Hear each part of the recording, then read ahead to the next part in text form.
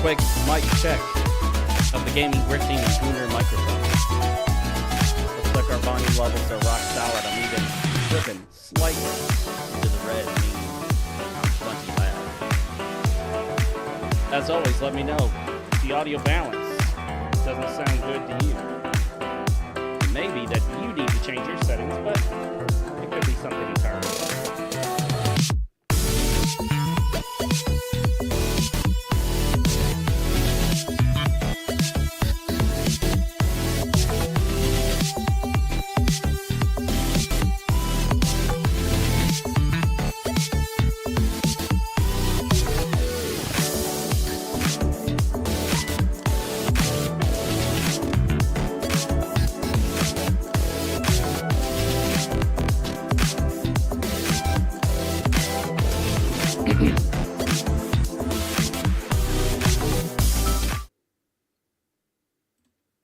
Boom. I believe we are ready. We're going to switch this up. And there I am. You can see me now. We're going to be playing Bloodborne on PC with a couple reshade filters. Nothing crazy, but we're doing an fake HDR filter. And on top of that, a light curves filter. We may turn the filters off if we ultimately decide we don't like them, but there's no reason not to apply lots of awesome mods, even if you're only playing an emulated game on the PC. Here's to hoping it doesn't crash. It typically doesn't crash during gameplay. Generally speaking, the only time I get crashes with the game is if it crashes on launch. What we're going to do is actually create a new character and start over fresh from scratch. We're going to play offline because that's the way the cookie crumbles. That's the way we do it, folks. We're going to make sure all of these things are set the way we want them set. I don't like camera auto adjust. I did turn the brightness up a bit. We'll turn it down to 7. Network is completely irrelevant, because we're not going online. I'm not even aware you can go online with this. Although it might be nice if someone were at some point to set this up so people could go online, even though it's emulated on the PC. You know, I've never actually listened to the game in any other language but English. I think it would be interesting if we were to play the game in a different language. But nah, that's not what this is about. What we want here is a standard Bloodborne playthrough. Cool thing is, you get this little prompt that pops up when it's time to type your name. This is very unique because instead of forcing you to type your name using the controller, as Bloodborne would do on a PlayStation 4 or 5, on the emulator, you can actually type your name in. Now, it is rather small. It doesn't fit the aesthetic of Bloodborne, but it is convenient that you can just type whatever you want to type, and you don't have to like choose each letter individually by scrolling through. We're going to go with Pixel P Guy because that's kind of a joke name I've been using in a lot of stuff. The mouse and keyboard controls do work, but I absolutely hate the default settings. Like N is the standard select key, or in this case, the X key. N, the letter N on the keyboard. I just find that very odd. So there are some different options for what we can choose. Ordinary, happy, upbringing. I think what we want is military veteran because that gives us a little more vitality. Although it doesn't give us as much in Blood Tinge or Arcane, but we're not doing those. We're going to go with military veteran. For appearance, I don't really anticipate changing much here. Although I will say, for some reason, they like to make you like super white looking, like really pale. It's more over what I'm thinking. Like that's the default, which is quite bright. It's a bright white. That's a slightly darker white. And then of course the color in the box does not at all appear to match the color of the character. But whatever, you know, we're going to give him a tan. And I think we'll leave pretty much everything else as is. I'm not too worried about the face details, other than perhaps changing his hair. Can we change his hair? It's been so long, I don't even know. Scale adjustment. Basic skin color, and face details. Where is hair? Features. It's not in there. Similar face. Boy, when they say similar, they do mean similar. There it is. It's in hair and facial hair. I read that as facial hair. Hair, brow, and beard color. We'll keep it as dark, but we're going to give him a different style cut. We don't want some anime style here. That's not what we're looking for. But let's go ahead and give him a haircut befitting the environment in which he's in. That's not it. That could be it. Yeah, not a fan of them including the men's and women's hairstyles just as one group and conglomeration. I don't think that was like a woke or DEI decision. That was more of just a laziness decision of not separating out male and female hairstyles. Obviously, it just doesn't make any sense to, for example, like, no man is going to have that hairstyle. It's just not going to happen, you know? So there are a few hairstyles that could be male or female, such as, like that right there. Either man or a woman might do that. But in the case of this game, you know, we'll just go with this basic look. That might have been what he had already, but we don't care. Beard. Yes, I want a full beard. Now, one thing I dislike about a lot of these games is that you have an option of not a full beard or a full beard with a longer goatee segment. But if you look at my beard, it's more even all the way across.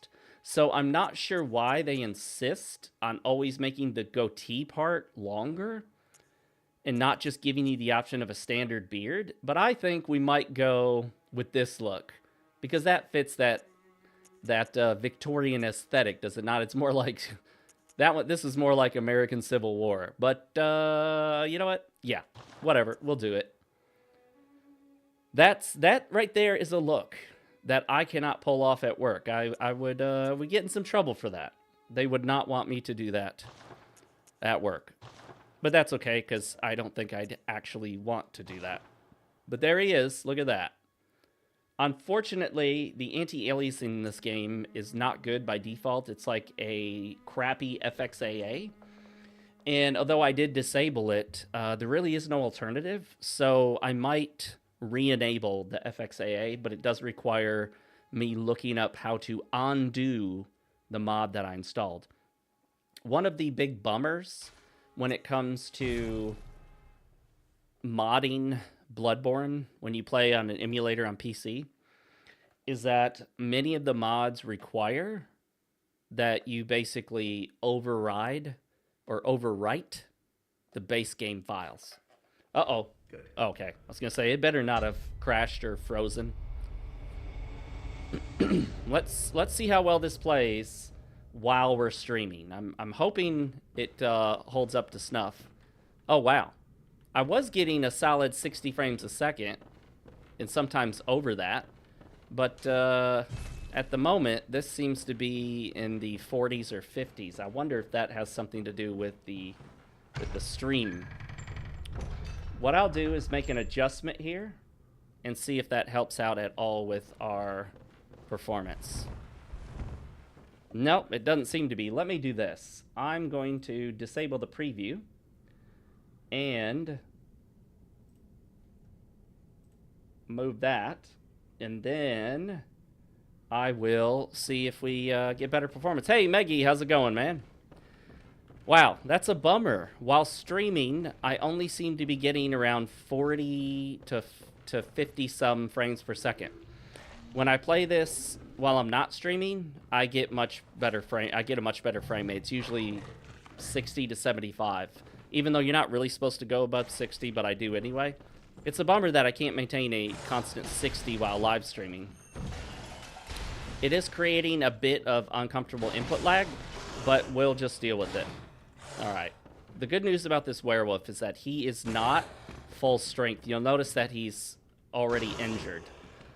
You can kill him without a weapon, but to do that, you basically need to goad him into exposing his back to you so that you can do this. Oh, I missed. Darn it. You need to be able to basically get him with a visceral. And he keeps turning on me. Got him. Alright. The visceral does damage, which is based on... I can't remember, but I don't think it's actually based on your weapon. I think it's based on your stats. So, that's a thing. It really sucks, though, that our frame rate's so low. Yes, Maggie, we are emulating this on the PC through Shad PS4. And like I said, without the broadcasting software, Open Broadcaster, OBS, when I'm not streaming, I get a solid 60 plus frames a second. So it's a major bummer that I can't maintain 60 right now. Let me do this. I will close out everything I don't need and hope that maybe that will help out a bit. But I get the feeling that the extra processing power of the stream is just going to make it impossible to get that solid 60. And by processing power, I mean the extra processing power required to stream it. So what I might do is lower the resolution. Right now we're playing at 1440p. But if I bump it down to 1080p, that should make it pretty easy to... Oh, shoot. Dang it. Now, I have no weapon. So, the only way I can kill this guy is to get a visceral attack on him, which requires hitting him from the back, which is very hard to do in this game, to be honest.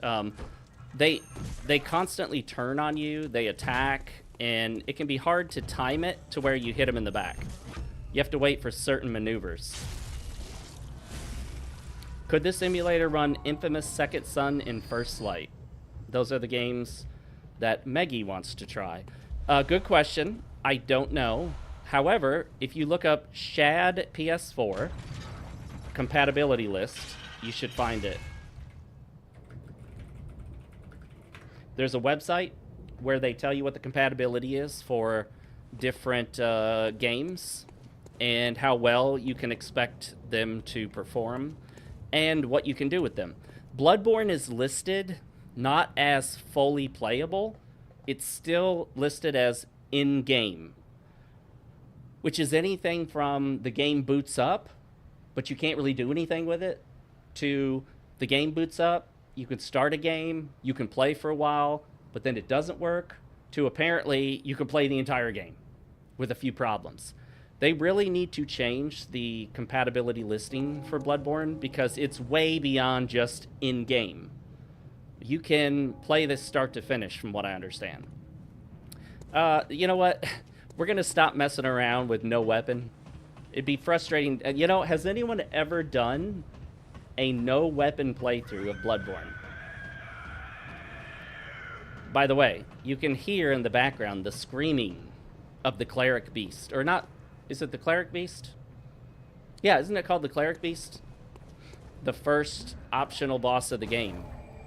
Possibly the first boss that you might actually get to. Like I said, I have Reshade installed, and Reshade makes the game look nice, look a little better. We're going to skip cutscenes because nobody gives a shit. Alright, so this is what the game looks like normally. I'm going to take Reshade off. You guys ready? That's without Reshade. So you'll notice that it doesn't look bad, but it does look a bit blown out, although I do have the brightness up just a little bit, so that's one thing. However, if I turn on Reshade, oops, wrong button, you'll notice that it almost makes it look like you're using HDR. So there you go. We have no insight, so we can't talk to the abandoned doll. But what we can do is pick a weapon. Now, you can make one of three choices: the threaded cane, the hunter's axe, or the saw cleaver. The hunter's axe is good, but honestly, the only real choice here is the saw cleaver. You either pick the saw cleaver or you make the wrong choice. I prefer the pistol because it fires a little quicker than the blunderbuss, and you don't really do damage with your firearms. And of course, we got old man Geezer himself in here. We're going to skip all his dialogue, but we will talk to him. Just in case it does anything, which I don't think it does at this point. And of course, we don't have any the materials we need to upgrade our weapons, so we'll just keep on rolling. So Maggie, have you played Bloodborne? If you have, I assume that you at least at one point had a PlayStation 4 or PlayStation 5. I currently don't have a PlayStation 4 or 5, but I technically own a PlayStation 5. It's just in the hands of someone else. A friend of mine is using it. He borrowed it to play Death Stranding, although I think he beat the game. So at some point, I guess he'll return it. Maybe. I mean, he's had it for like 6 months. The only thing I care about when it comes to PlayStation 5 exclusives, or even PlayStation 4 exclusives, is Bloodborne and Demon Souls. Stellar Blade is no longer exclusive. And because Bloodborne is playable on PC, I'm not worried about that anymore, and I just realized I haven't even equipped my weapon yet. So we're going to do that. Alright, there we go. So because Bloodborne is playable on PC, I don't imagine I'll ever go back and play it on the PS4 again or the PS5, because it looks like shit on those systems and it runs like shit on those systems. They have not released a patch to get it to run better, even though you can do your own mod if you're willing to basically jailbreak your PlayStation 4 Pro to run it at 60. Why FromSoft doesn't do it, I don't know. It may have something to do with the fact that Sony owns the rights to it, so that may be a factor. Yeah, the PlayStation 4 had some cool exclusives. It's just that I don't care about any of them except for Bloodborne. I can't think of a single other one I would care to play nowadays, or even back then.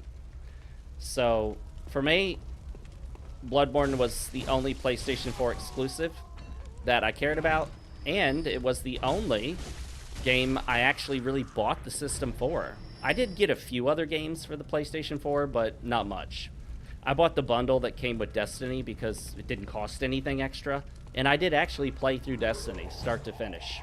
It was okay. Not amazing, but not bad at all.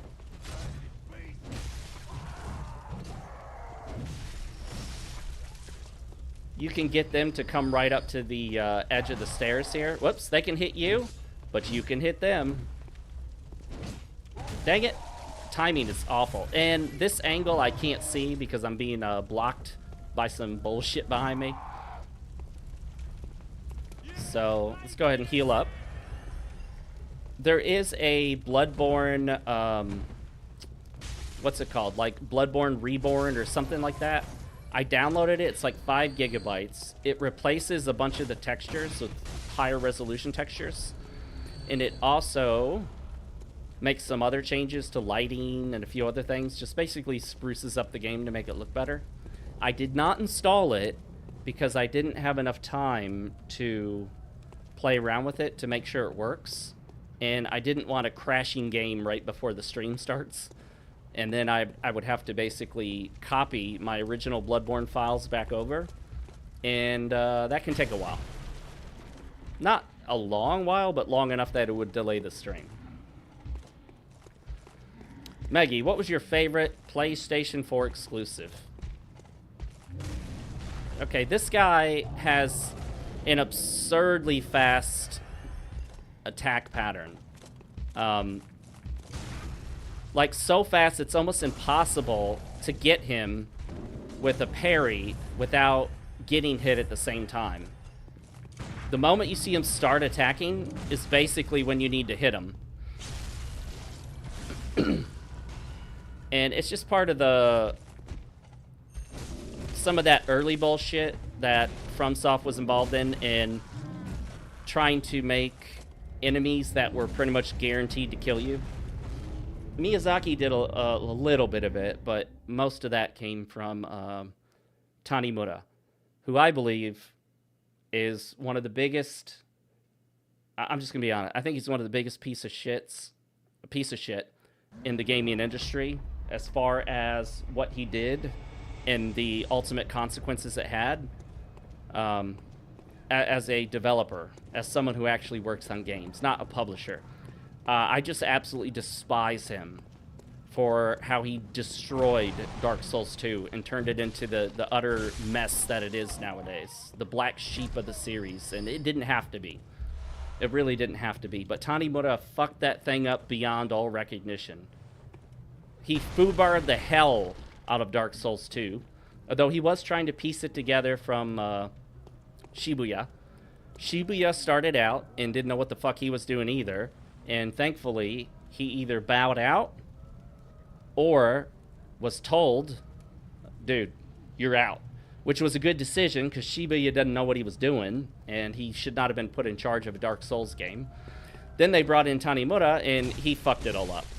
If you know anything about how Japanese companies work, one thing they do not do, one thing that is extremely rare, is for a Japanese company to choose someone based on who's actually most skilled and who is best suited. They typically don't do that. Now, a lot of American companies don't do that either. But they're supposed to, ideally. A lot of Japanese companies, I would say most, the environment there, the atmosphere, is that you essentially move people up based on the amount of time they've been there, the amount of effort they put in. If it's something they want to do and they've worked hard to try to get it, I'm screwing this up. Whoop. Okay, at least, okay, I didn't die. I thought I was going to die there. So, oftentimes, if you put in the effort, you stay at the company long enough, you show an interest, you express something that you want to do, oftentimes, they will move you up into that position. Now, as long as you don't show that you're completely incompetent and don't know what you're doing at all, they often will move you into those positions. Even if you're clearly not the best person for the job, because they want to reward your loyalty and dedication to the company. So that's likely what I think happened with Tanimura. I think there's a reason why we haven't heard much about him anymore. All the Dark Souls 2 defenders, and no offense to them, but I don't get it. I really don't get it. I don't get how you can not see all the problems with that game, starting with the broken-ass fucking garbage controls. The Snap 2 8-directional controls that are objectively broken.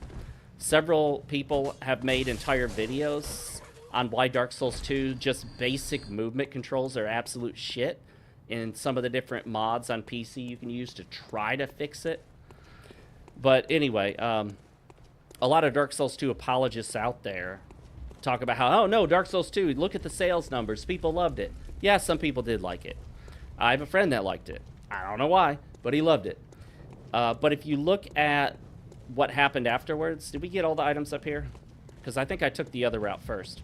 If you look at sort of the heritage that came from that, where is Tanimura now? Yeah, I guess we got the items up there. You don't hear anything about him anymore. He was the director to the sequel to one of the biggest games of all time in terms of its legacy in the gaming industry. Not particularly sales, but in terms of how people look at it, in terms of the conversation around games. So many people will talk about Dark Souls, the first one, as one of the best games ever made. People say that Dark Souls changed gaming, and it did. The game, even though it wasn't the first, there was Demon Souls on the PS3, Dark Souls created an entire new genre of games. And then subgenres spawned from that, where you have 2D Souls-likes, where you have, you know, Metroidvania-style games with Souls-like elements. You have just about any game nowadays will sometimes be referred to as having Souls-like elements. It had as much effect, if not possibly more, than a game like Metroid, which created an entire sort of genre and defied the standards of the time by allowing you to go left.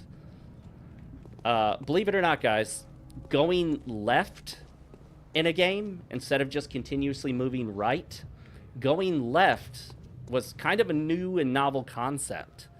They had to teach you that you could go left in Metroid by making the path to the right impossible to continue without an item that could only be found by going back to the left. Up until then, pretty much just about every game in existence, you moved in one direction, if you moved at all. A lot of games were a single screen, or just went from one screen to the next screen. So to have a game like that where you can not only move from right to left like you can in, left to right like you can in, say, Super Mario, you can also go back and explore areas you've already been to.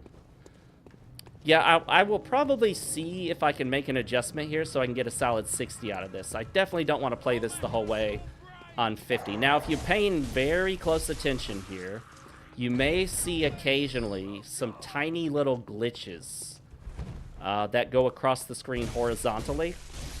I saw one already. They're very brief, and I think they last for like maybe 1 frame. So we're talking a split second. We're talking milliseconds is how long it lasts on the screen. So not a huge deal, but something I can see. Drunken Dwarf, how's it going, man? Welcome, as always. Drunken Dwarf is one of the originals.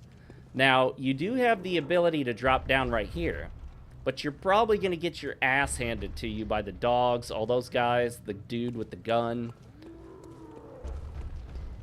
Thankfully, the game will give you pebbles if you pick it up. Did I pick up the pebbles? Yes. It gives you 8 pebbles.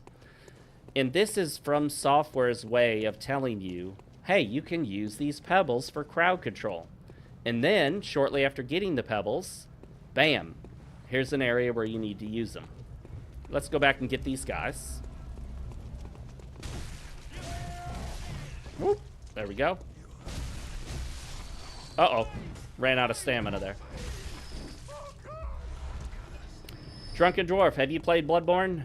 I know that there are, unfortunately, a lot of people who didn't get a chance to play it because they're in the Xbox or PC-only ecosystem, and they just never end up getting a PlayStation for it. You would have had to have had a PlayStation 4, or did we already go through and pick up this item over here? I think we did, didn't we? Nope, we missed it. You would have had to have either purchased a PlayStation 4 or purchased a PlayStation 5. You could still run on the PS5.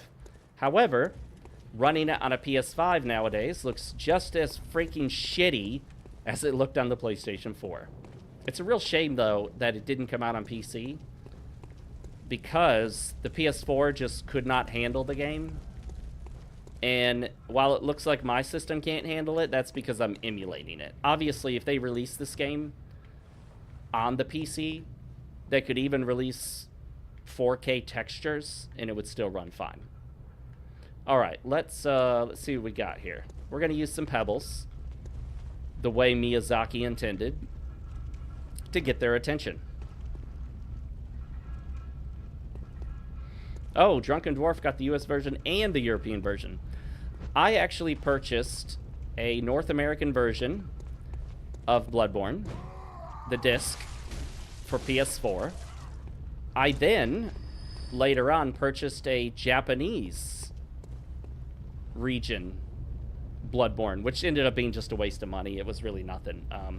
They don't actually have Japanese language voiceover, so it was pointless. It just had Japanese text. I then, later on, when I got a PlayStation 5, ended up downloading the digital, the digital version of Bloodborne, because my PS5 did not have an optical drive. Let's get away from the shooter. There we go. He can still shoot us right here, can't he? But he won't. He has lost focus. I tried everything I could think of, including reshade here, applying some different anti-aliasing methodologies, and none of them seem to fix the aliasing issue. So, yeah, we'll just turn them off. And unfortunately, that doesn't do much for the frame rate, but whatever. Come on, buddy. I know you see me. You know I see you. There we go. This area here, you can run in guns blazing, but it will often not go so well. This is a very easy spot to die. I think the first time I played Bloodborne with my previous Dark Souls and Demon Souls experience, this was the first place I died. Was coming... What? Did he already forget about me? Come on, dude. You know I'm here. Stop acting like a douche nozzle and get over here. Alright, there we go. We got him. This guy always moves so slowly, enticing you to chase him down, but then putting you within range of the shooter. That's the shooter right there. That's his name. The Shooter. First name is The, last name is Shooter. Alright, we're going to get this guy's attention. Oh, well, he already saw us. And then after that, we can go handle the Shooter, because he gets on my nerves. Shooting at us from a distance like a sissy. I got to get used to the slight bit of input lag in this. You know, I like my 60 frames a second games or higher, and this ain't it at the moment. I might do a quick restart of the emulator and change some settings to fix it briefly here, but we'll wait until a little bit later for that. Yes, let me tell you something about guns, guys. If you think someone can shoot at you and you can just sidestep it after hearing the shot, you can't. If you hear the shot go off and then you start to sidestep, you're already hit. You've already got a bullet in the rib cage, okay? And these guys always drop a Quicksilver bullets. If they shoot Quicksilver bullets, I'm pretty sure they always drop them. All right. The biggest asshole in Bloodborne are the dogs. Everyone hates dogs in Souls games. But Fox, this isn't a Souls game. This is Bloodborne. Okay. Alright, you pedantic smartass. It's a Soulsborne, alright? We all know this is basically continuing the Souls legacy. Look at him. He's hanging by a foot. Look, his foot's just stuck. And he's jiggling. He's jittering. He's spazzing out, man. Maybe he didn't die. Maybe he's just having a seizure with his foot stuck up there on that thing. Well, sucks to be him. You know what? Actually, we'll free him. Here, get off that. Come here. There you go. You're free of your misery, my friend. Relax. Oh, look at this. This guy's just standing right there. Didn't even notice us. I didn't notice him. I'm down to 1 pebble, so what we'll do is bum rush him. Well, that didn't work. He noticed me too quickly. Alright, Meggie asked, did the Chalice dungeons for this game have roguelike gameplay like was originally promised? No. The Chalice dungeons are interesting, but you don't ever have to do them, but there is a sort of like official path in which to do the Chalice dungeons. Oh, did you guys see that? Let me see if I can get it to happen again. I think that might have been a vertex explosion. I'm not a super knowledgeable guy on all things graphics related, but I think we triggered a vertex explosion. But it's okay. I'm actually playing in 1440p, and you're not supposed to. They recommend that you don't. So I think the next step from 1080 is 1440. I don't think there's an in-between step, unfortunately. I could bump it down to 1080 for the purposes of the live stream, and that way we should get a consistent 60 FPS, which feels so much better than this 52 bullshit. Bloodstone Shard. We may just go ahead and upgrade the Saw Cleaver. It's such a nice weapon, you know. Although I think I prefer the Saw Spear. Big picture, you know what I mean? All right, everyone in the chat, what is your favorite Bloodborne weapon? As much as I'd like to tell you what mine is, I'm not sure I have one favorite. So let me say this. I'm not gonna force you to pick a favorite. What I'll do is I'll say, what is one of your favorite Bloodborne weapons? That sounds better, doesn't it? Instead of asking someone what their favorite of something is, instead ask them what one of their favorites is. What's your favorite fruit? What's your favorite color? And then people sit there and go, well, okay, my favorite fruit, well, you know, I got, like, there's a lot in it. Okay, just pick one of your favorites. One that you really like a lot, okay? For some reason, my earbuds have the opposite problem today. Usually they'll stick fine in the right, but not the left. But today, the left is fine, but not the right.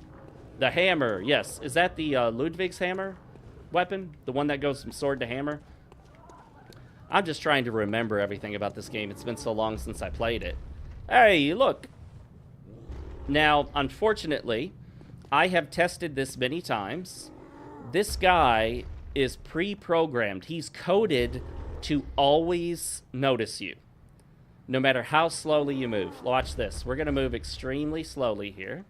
And when you cross a certain threshold, he immediately notices that you're there. There's no way to sneak up on him, which sucks. So, whatever. There we go. The first one was a bit too early, but the second one was just right. Oh, shit. Oh, I thought I screwed up the timing on that charge. I didn't even need the charge attack either. The charge attack was just to show off. The torch has some utility, even beyond the visual effect of lighting up an area. You can use it against certain enemies. Although, I wonder if the torch will affect the frame rate. No. Not here, at least. The torch. Is it a dynamic light? So, you'll notice that my character's shadow doesn't change based on the torch. If you see my shadow right there. So there should be a shadow behind me, but there isn't. The shadow is not affected by the torch. And then, although it casts a light, it does not cast appropriate shadows. I believe the mod that was made for the game does cast shadows from the torch. Get down. No, no, no. That's not how you do it, birds. Your punishment is death for trying to jump at me like that. That's just not cool. Pulling your little bullshit tactics. I'm on to you, birds. All right. When wearing earbuds, or headphones. If you're wearing a good set of earbuds or headphones, and if you've never experimented with this, play a game without them and then play a game with them. And if the game is well designed, you will hear a lot of stuff you don't normally hear if you're just listening to speakers. Okay, I think I just went in a complete circle there. I feel like there's an item around here somewhere. So it is nice sometimes to use headphones or earbuds and hear the full effect of the audio. Hear stuff like that's in the background. Oh, it's right there. It's hidden right in front of me. The oil urn. So the benefit of the oil urn is you can throw oil on, say, a boss enemy or a really tough enemy. And then if you throw a Molotov cocktail, it enhances the damage because they're covered in oil. That will come in handy if we want to use it on bosses that are weak to fire, which includes the Blood-Starved Beast. I believe also the Cleric Beast is weak to fire. Although if a boss is flaming and literally on fire, and it's part of their character, you could probably assume they're not weak to fire, unless it's Gwyn, the Lord of Flame. Because for some oddball reason... Whoops, hit the wrong button when I was setting down my controller. For some odd reason, Gwyn, the Lord of Flame, is weak to fire. That's in Dark Souls, of course, not in Bloodborne. So we have a hammer as one of the favorites. We have the cane. Least favorite was the cane whip. Yeah, that thing sucks ass. I have tried doing cane whip playthroughs. And I give up on them every single time. Oh, he got me. The Cleric Beast, what you're thinking of, Drunken Dwarf, is the Blood-Starved Beast. That's the one that flails wildly and has poison. Even creates like a poison aura around her. People say her, I don't know. He, she, it, they, them, zer, z. I don't know what these creatures are. They're just blobs and random creatures. Die, you dog spawn. Demon spawn. I hate dogs in these games. I'm pretty sure there's never a perfect strategy dealing with dogs other than ranged. Basically, take the freaking dog out before it sees you. That's the strategy, okay? I also, because of how different the trick weapon concept is in Bloodborne, I typically only stick with the weapon in its base form. And I almost never use the trick weapon move set, as in combo switching over during a combo. You know what I mean? Like, you can actually attack and do a switch from one form to the other, and it makes for another attack within a combo. Never got used to that. I'm going to wait for this guy to run out of bullets. What do you guys think? So, Drunken Dwarf, I think, if I remember correctly, and guys, correct me if I'm wrong, I believe the Blood-Starved Beast's aura of poison is nullified by fire. I think it's also weak to fire. And you can use whatever that thing is to distract the boss from you. It's like the equivalent of the skull thingy. the skull item in Dark Souls, which I can't even remember what that one's called. But basically, you can throw whatever item that is, and the Blood-Starved Beast will attack wherever you threw the item, allowing you to get free hits in. It is a pretty nasty difficulty spike, although, if I'm not mistaken, Blood-Starved Beast is totally optional. I always thought this well here would reveal something. Like you break stuff and then something would come up. Never happened. Ow. You know, I've said it before. I'm going to say it again. Fuck the dogs of these games, okay?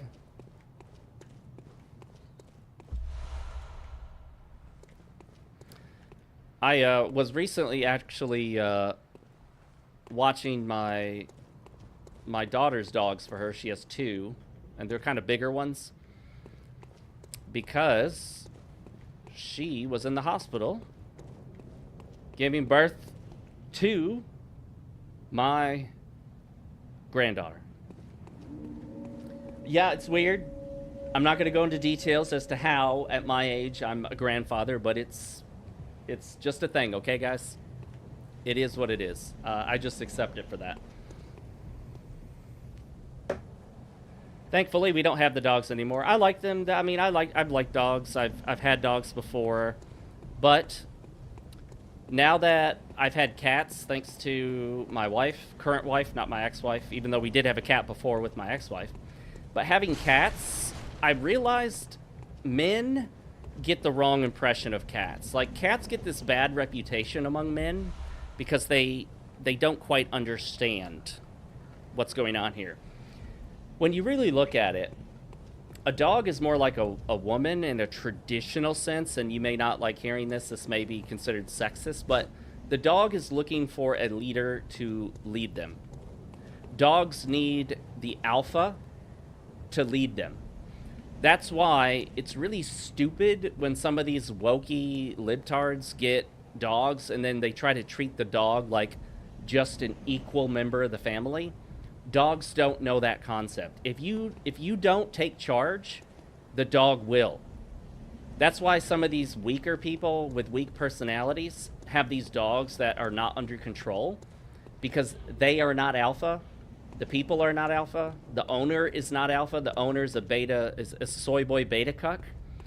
And his soy boy beta cuck behavior means that the dog has to take charge and be the alpha. All right, so we can go down here, but we're not going to do that at the moment. It's kind of a hidden little spot. You might not know it's there if you're not busting shit up. All the more reason that if something is breakable, break that shit, guys. Break it. Roll into it. Smack it. Smack that thing. Being a young grandfather is a win in my book, says Drunken Dwarf. Yes, sure.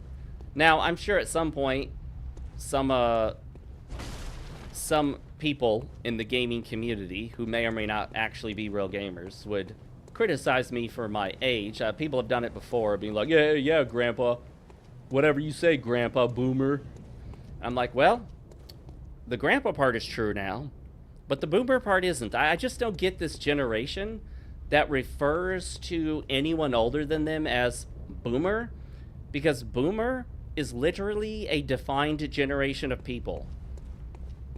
So, my parents are boomers. So, and they're always like, you're trying to correct us when we say boomer, but we're just making fun of you. I'm like, I don't get it. Like, you just call everyone who's older than you a boomer? I don't know. It seems stupid because you're using a defined term with an actual meaning outside of its actual meaning. And, I mean, there's other words to make fun of someone to act like they're old. You don't have to use a generational term. I guess when these people get older, what are they going to say? Okay, Gen Xer. You Gen Xer. Oh, yes, I've heard of these people that try to feed cats or dogs vegan shit, and, of course, that doesn't work either. Your dog is not going to respect you if you feed it vegan food. Although dogs will eat lots of stuff that isn't meat, obviously. Alright, this right here is one of the trickiest parts in the early game here, because these guys can be brutal, and 2 at a time is not fun. Okay. I will say, putting 2 of these guys so early on that are linked, I'm pretty sure they always aggro together. Putting them this early in the game, and that far from... I don't think there's any, like, hunter's lamp close by. I would say, honestly, it's a dick move. It's just a dick move. Developers can put stuff to make a game difficult, and it is what it is. It's just difficulty. It's not a big deal either way. But those 2 werewolves there this early on that aggro as a pair is honestly bullshit. It's always been bullshit. I've completed this game so many times, and I've never had a different opinion on it.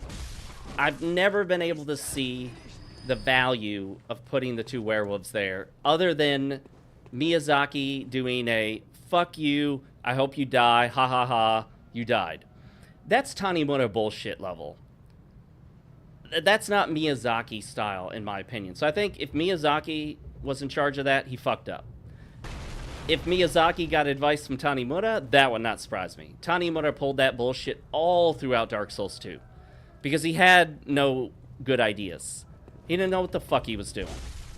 That's why when he starts you out with 1 fucking Estus flask in Dark Souls 2, and then realizing he fucked up and that doesn't really work, he's like, well, instead of fixing this 1 Estus flask, let's just give them an unlimited supply of life gems. Okay. What are we doing here? Is it consumable healing items? Or is it a restockable, refillable healing item? Make a decision, Miyazaki. Or sorry, Tanimura. But, you know, Tanimura couldn't commit to either idea. He couldn't commit to the Demon Souls method. He couldn't commit to the Dark Souls method. And so instead he said, I'll just do both and fuck them both up. Nice. Alright, so I'm all the way fucking back here, which is pretty discouraging, especially if there's a new player who isn't used to Souls-style games. So again, the 2 werewolves placed there like that aggro simultaneously. Absolute bullshit. Asshole move. Dick move. It's the kind of move where somebody should show up and just give Miyazaki the finger and be like, man, seriously, fuck you, man. There's difficulty, and then there's just, like, being an asshole. You know what I mean? Another asshole move that fortunately doesn't happen terribly often in Miyazaki's games is, excuse me, something that a lot of developers will do, where if you, like, let's say, for example, you see this bridge, it appears to be the only way to go. You're like, okay, I'll just go across this bridge, and as you're crossing it, it falls out under you, and you fall, and you die. And there's no indication it was going to happen. Yes, Maggie, the fucking dragon rope bridge bullshit. That Tanimoto level bullshit. There's bullshit, and then there's super bullshit, and then there's ultra bullshit, and then there's Tanimoto level bullshit. And that's like, if you were to rate Tanimoto's bullshit in Dark Souls 2 on a scale from 1 to 10, his would probably be a 13 or a 14. Hey, my name's Tanimoto, and I'm making a Dark Souls sequel, and I'm trying to make this part difficult. So what I think I'll do here is, I'll just have 7 fucking copies of the same enemy bum rush the player all at once. That sounds like a good idea. Yeah, that's what I'll do. Okay, Tanimura, that's the kind of stupid-ass shit that players do when you give them a creation kit and let them make their own levels. What would a player do? Be like, well, I'm just going to copy-paste the same enemy 7 times.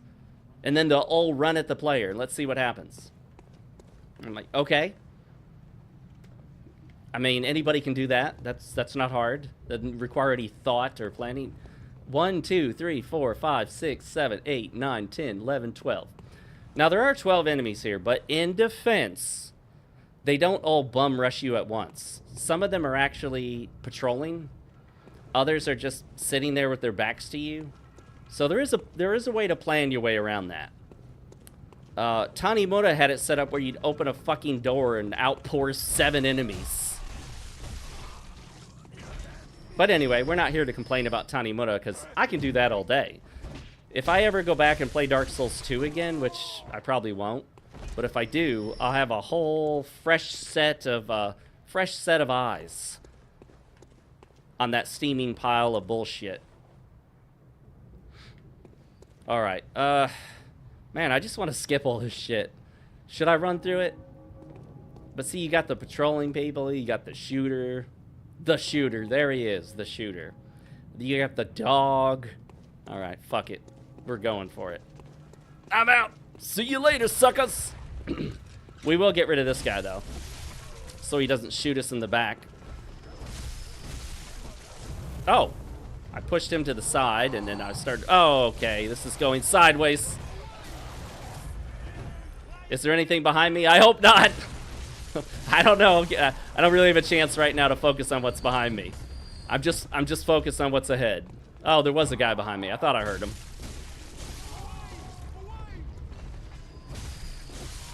All right, there we go.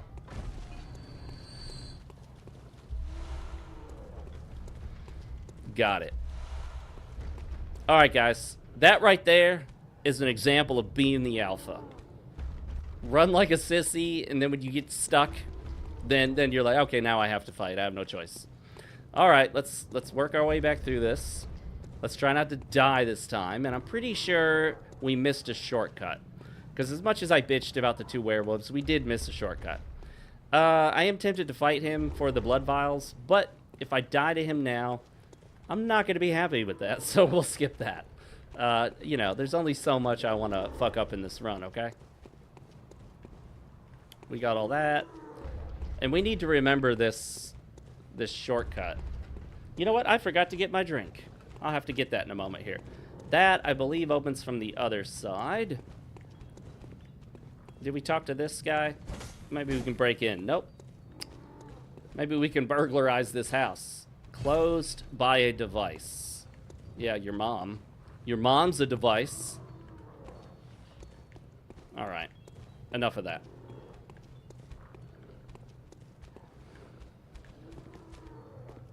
Here we go. We're going to get the attention of the demon spawn from hell dog. Hello, buddy. You're looking straight at me. Oh, nice try. But I got the drop on you this time, bitch. As in female dog. I'm not cussing in this instance. I'm just referring to this female dog as the appropriate term for a female dog, so don't report me for using a bad word. Wah! All right, that worked. I dodged right through that dog. He got his head stuck in the fence. I love it. Dumb bitch. Female dog. Hey, she got her head, I said she got her head stuck in the bricks. She's phasing. Oh my gosh, are you fucking kidding me? Since when? Since when does that guy aggro from all the way over there? Seriously? How? Where'd he go? Did he despawn? Hello?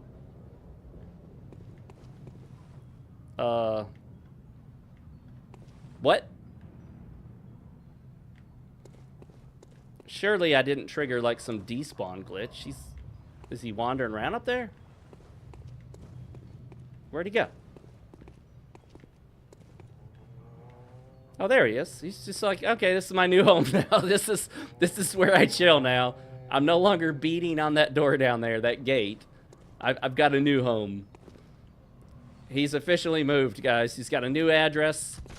He's put in a notice of address changed with the United States Postal Service. Hey! How did that asshat get my blood echoes? How did he get them?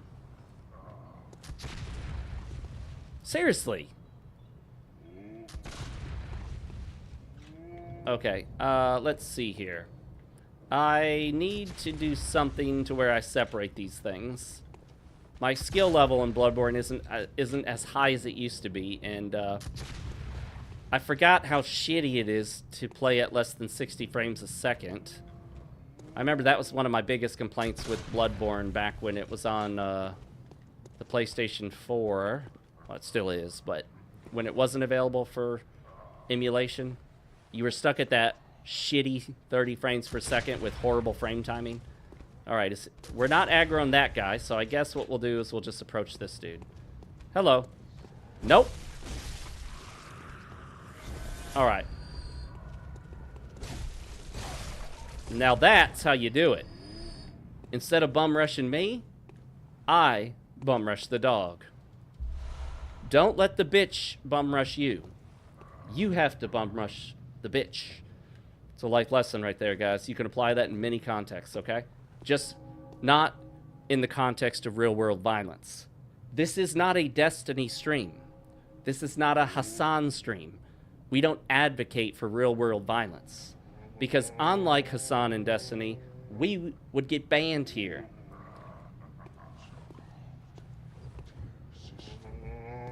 Alright. I guess we might be able to sneak up on him now. And he makes the most horrific moaning noise. Like he's over there jerking off or something. Seriously, dude. What are you doing in this corner?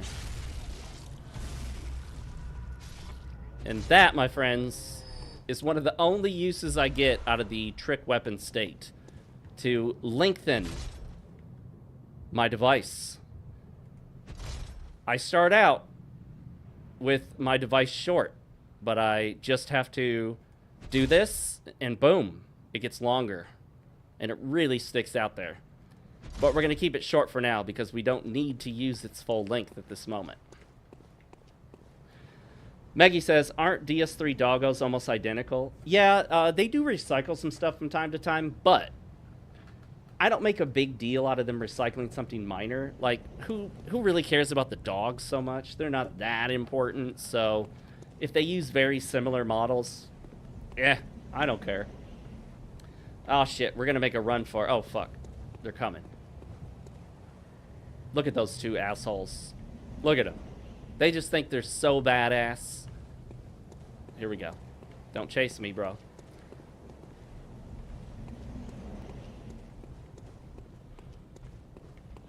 All right. There should be a shortcut or something up here. Man, this shittier frame rate is reminding me of what it was like to play on the PlayStation 4. Wait a minute, it just takes us right back to where we were.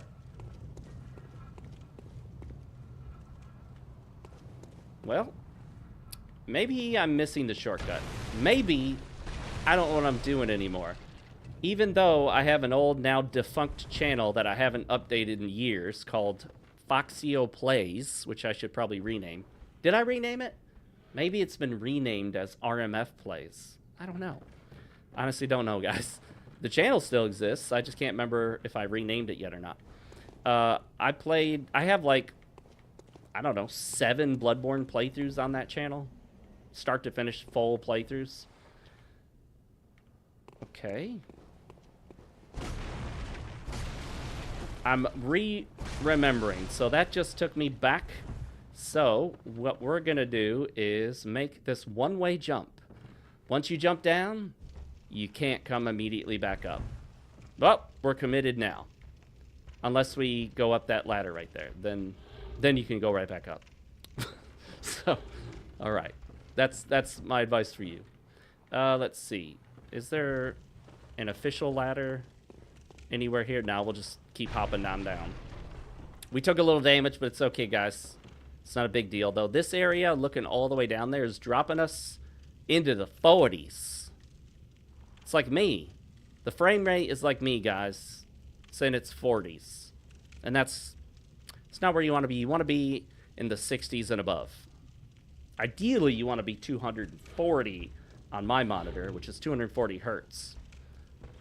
But what really hurts is sub 60 frames per second. That's where the real hurt is. That's that console level bullshit. And we're in the PC world here. We ain't about settling for shitty frame rates. We leave that to the console peasants.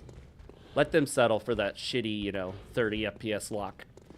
Alright, these guys aren't too tough. They look scarier than they are. Famous last words. Hey, asshole. Uh-oh. Am I getting... Okay, whew. As long as you have enough stamina to just keep on spamming R1, I think you can stun lock them. Yeah, sub 60. Is this emulator based on Unreal Engine 5? It's not. It's not. Although, I can turn on FSR. Now, for the purposes of getting something to work that wouldn't otherwise work, I'm not 100% anti-upscaling. As I said in my video, upscaling can be great for a portable gaming device, for a super budget build computer, for a console that's weaker, and, you know, therefore cheaper. So that's the benefit of the console. You generally pay less. Although, one thing that I almost never hear console players discuss when it comes to, or even PC gamers discuss when it comes to PC versus console in price, everyone ignores the fact that for the consoles, you have to pay to play online. Now, I think Nintendo's only like, what, 20 bucks a year, which, that's not terrible. Steam is, how much does Steam cost to play online? I think it's now at $0 a year. Always has been. You've never had to pay to go online with Steam. How much is it for Xbox or PlayStation to keep an online account so that you can play online for the life of the console?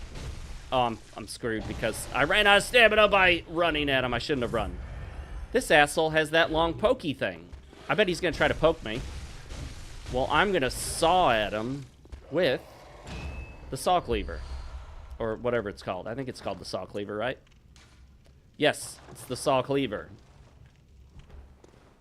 We're going to put that torch away because I do think it bumps the frame rate down ever so slightly.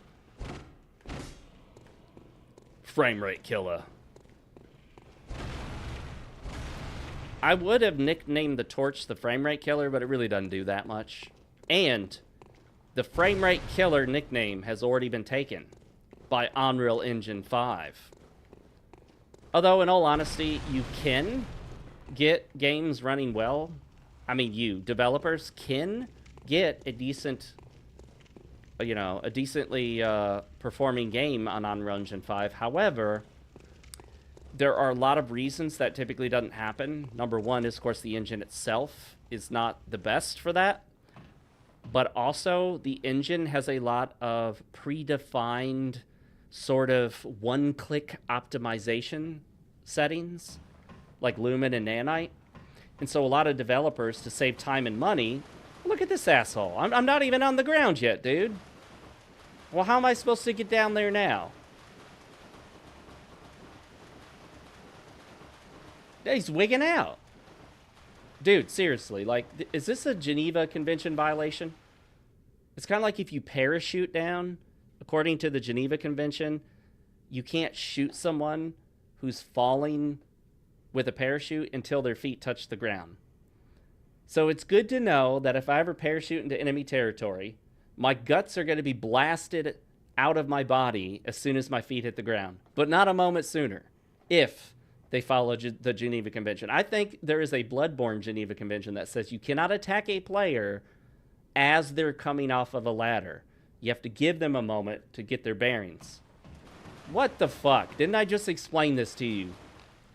You dirty rat. All right, fuck it. It's just... Oh, yeah, take that. Oh.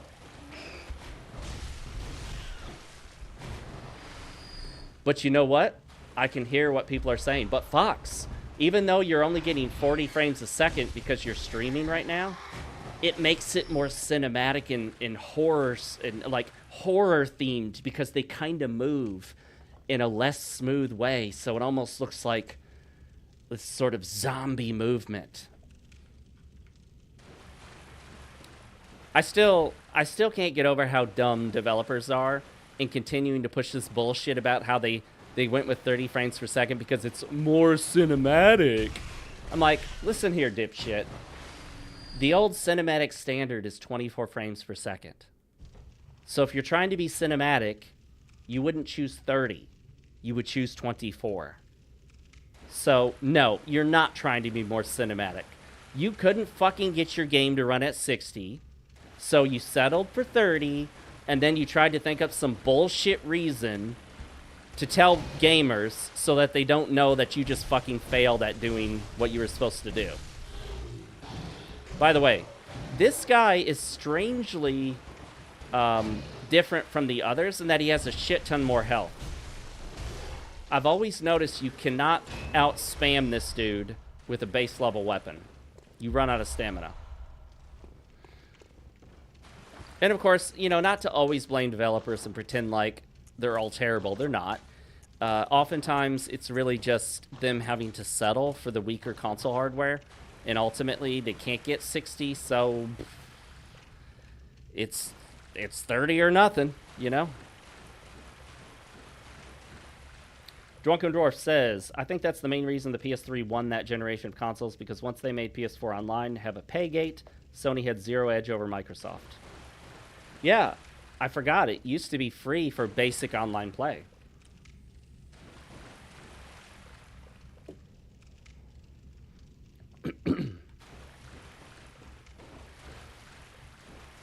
People often talk about, yeah, Drunken Dwarf, the consoles being underpowered or things of that sort, and you know, it's a kind of it's an ambiguous term, because what underpowered means to one person may not be the same to the other. But if they can't run games at the, I don't know how to phrase this, kind of a standard level of quality that a lot of developers believe is the concept of current gen, then we can pretty much assume that does mean it's not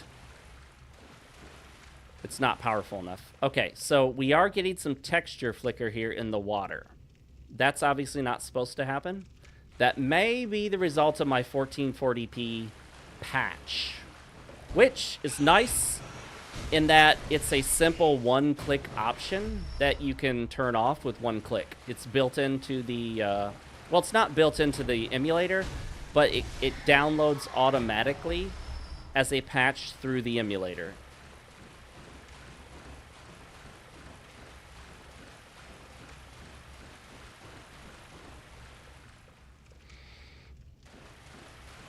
Maggie says, can't attack people coming upstairs, must bow before fight, can't level vitality or endurance, or be a filthy casual, and no healing. Yes, those are Geneva Convention rules. Brought to you by Peeve Peverson. Who remembers that name from the Dark Souls PvP days? I will say one thing.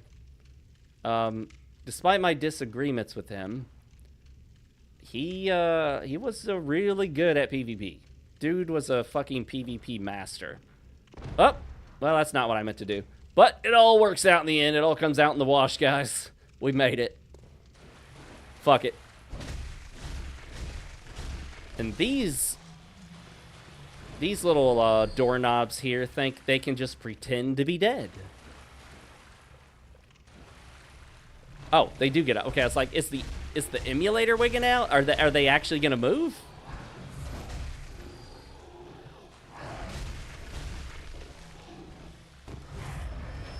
So, I've heard that a lot of people say you should mainly just level vitality in Bloodborne and not worry so much about weapon stats. What is your take on that, guys? A lot of people say that you should get all of your damage, really, primarily from upgrading your weapon in blood gems. And then focus all of your early leveling on your health and your endurance, your stamina.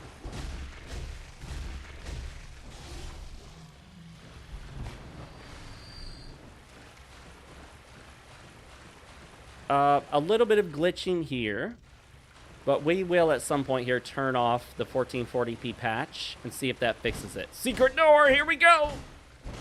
It's okay.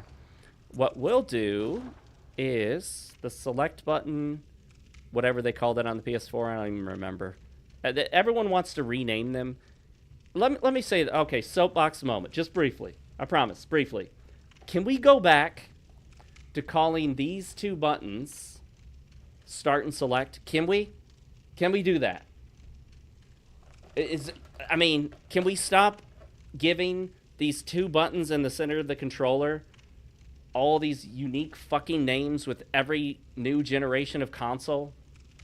That's like home and share or function and whatever. It's start and select. Just start and select. Let's just stick with a common nomenclature, okay, guys? I don't like the fact that they all have their own special, unique names for it.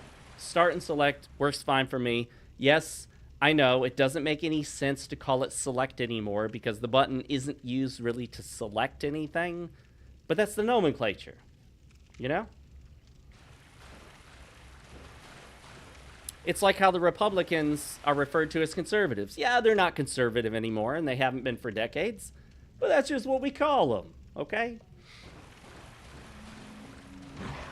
Nope. Not gonna get me today, zombies. Oh, he spits. Got a bad case of acid reflux. Yeah, you get the PS4 and it's like, what did they even call those things on the PS4? In fact, on this, it's like a 3-line button and then like 2 boxes. And you know, these controllers giving you these options like share. And I'm like, no, can we stop doing that? Putting these stupid ass, you know, social media style interaction buttons. Oh, we got the new Nintendo Switch 2. It's got the chat button on it. Push the chat button. Oh, God. Can we stop? Just stop, people. Stop it. Stop. Where are your parents? Nintendo, where are your parents? Why are they letting you roam out here and run amok? Somebody rein in Nintendo, please.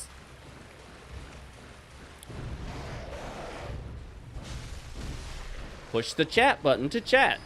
And if you don't have Nintendo Online, pushing the chat button will bring up a website, a web page where you can pay us money to access this feature.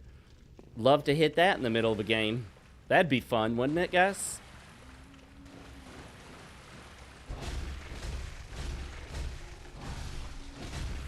Who remembers Dragon Age Origins? Dragon Age Origins, back when Dragon Age was good. Awesome game. Loved it. Absolutely loved it. I played it all the way through. However, who remembers talking to one of the characters at, like, the campsite or whatever it was? And if you select a certain dialogue option, the game would, like, fucking bring up a page for you to pay for it and download the DLC through dialogue with a character. It was innovative. I'm being nice here. It was innovative, okay? That was innovation.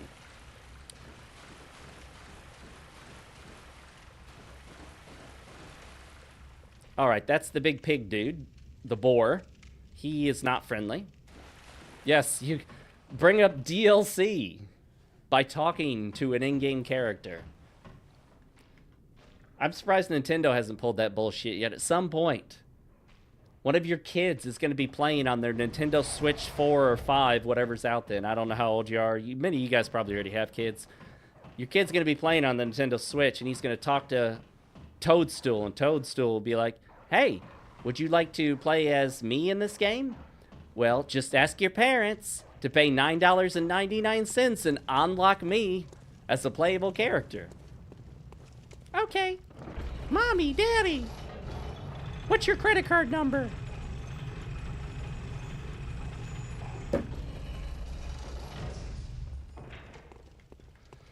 And we have unlocked the shortcut. I feel like there should have been another one at some point. That was kind of a brutal run there. You got to know what you're doing. It's like you got to be good at this game. You know what I mean? Whoops. I suck at parries in this game, by the way. You'll see that in real time. Oh, gosh. Dude's brutal. He's beating me with a fucking brick, dude. That's hardcore. There we go. Finally. Maggie, you only played a little bit of Dragon Age Origins? Dude, that game is still worth going back to play today.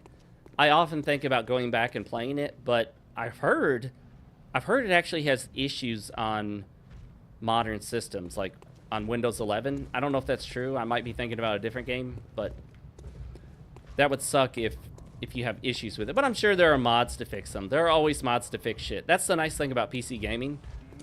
If there are any problems out there, there's usually a mod to fix it. Oh, I tried to dodge, but I was out of stamina. Got him. Sloppy, but it worked. And you know what? As long as you achieve the ending you're looking for, you don't mind if it's sloppy. You know what I mean, guys? You know what I'm talking about. We'll leave it at that. Like I said, if it's breakable, break that shit. How about we do a Bloodborne playthrough where our mission is to break every single breakable item in the game? Although that probably... It might sound like a fun thing to do, but it would get pretty tiresome and boring pretty fast. I don't think that would stay very fun for long. Bloodstone shard. Let's go upgrade this bad boy. Ah, look at that. It's a gate. And where does it take us? But, oh, you know, I just realized you can open up that shortcut down there, but you still got to make it to this one. You got to make it through the two big hunchback brick dudes. Oh, you must be a hunter.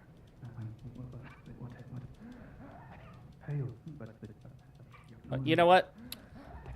If you don't care about lore, the way you talk to characters in this game is spam. Spam the button.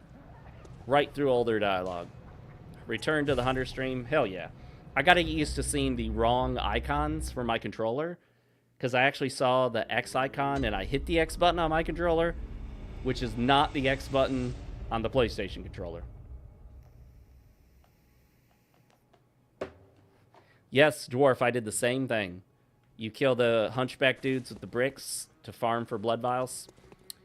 And we still do not have any insight I am lacking in all insight. But we may yet have a use for our blood echoes. We can buy shit. We can also fortify shit. But only once. You can fortify your pistol if you want to waste your bloodstone shards. It's almost pointless. We can't use this yet. And I think this thing isn't active yet either. This bath appears linked to the nightmare, but there are no messengers. How does it appear to be linked to the nightmare? I have a genuine question. How does something appear to be linked to a nightmare? Like, what am I seeing that gives me that impression? A holy chalice is needed for this. How do I know that? Who's telling me this? A short ritual root chalice is required to conduct a ritual. There's some invisible narrator giving me information. Is there anything around here? I don't think there is, but these notes are obviously all developer notes because we're offline. That's, of course, closed and won't be open for quite a while. Interestingly enough, the tutorial messages are spread throughout this area that you are never required to go through, rather than actually spread throughout an area that you would have to go through. So, we've got a shit ton of blood echoes left, and I haven't found any insight yet. We could buy some blood vials, I guess. Yeah, why not? We'll buy some blood vials. Kind of a waste of the blood echoes, but just in case, if we die and don't get them back, they're spent now.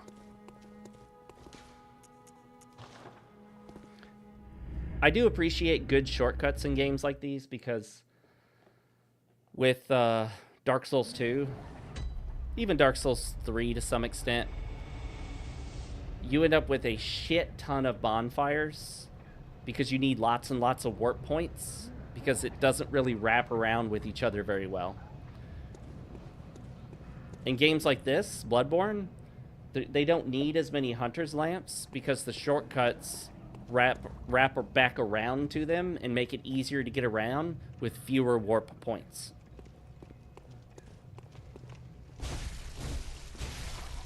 There is a mod that I tried to install, but it's not working. And it actually allows you to do a ton of stuff at all of the hunter's lamps. Like, you can warp from any lamp to any other lamp without having to go to the Hunter's Nightmare first, or the Hunter's Dream, whatever it's called. You can also level up at the Hunter's lamps instead of having to go to the Dal. And that seems like a really cool mod. You know, a lot of quality of life features. Right here, I cannot lock onto him from certain points because of how the game factors where you are in relation to that doorway. Not the biggest deal, but it can often be frustrating when you're trying to get the lock on when you're standing here and it just will not lock on. Because while you clearly see that you're standing in front of the enemy, the game itself is not registering the location of you versus the enemy properly. Hello. Can I talk to you, old man? I have a question. What will I find on your corpse? Quicksilver bullets and a pungent blood cocktail. If anything is blinking and shiny, go to it. You know, there was a time when I thought this was like an illusory wall or a hidden door, and I was trying to see what I could do to get it to open. Interesting. I think, is that that is probably an emulator glitch right there. I don't think it's supposed to go totally black, although maybe, I don't know. I don't remember the original game all that well. I'm not that versed in Bloodborne to know exactly what that little corner looked like.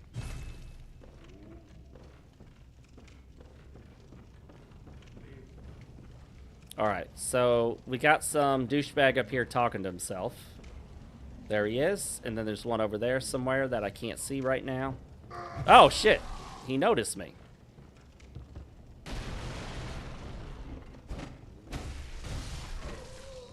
Oh, I didn't hit him in time to get my rally, which is as you get your health back by attacking the enemies shortly after they do damage to you. The fucking lock-on. There, now it works. It appears also that the lock-on in dark areas does not extend when you provide a light source. It's still just as short of a distance when it's dark as when it's lit up with the torch. A flaw? Yes. Big deal? Well, not the end of the world.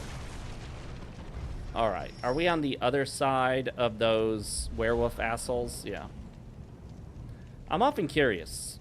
What indications do the werewolves have not to attack this guy, but to attack me? How do they know he's not a regular person like me? He kind of looks like one, right? How do they know? Other than the fact that they're programmed not to. And are they weak to fire?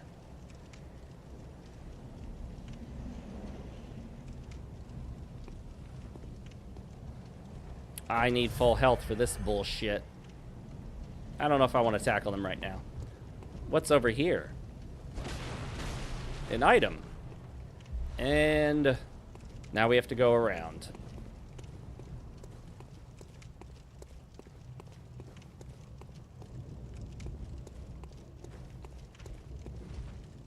Ah, yes. Hello. Whoop! Oh, I got the attention of both of them. Yep, that's right. Turn your asses around. You know I kick your asses. That's right, you chicken shits. Oh, yeah. Bunch of wusses. They knew they didn't stand a chance against me. Ah, I can't even get the freaking... Come on. There we go.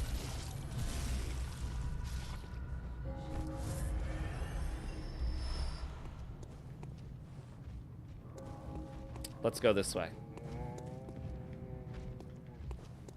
There are so many noises you hear when you use headphones or earbuds with this game.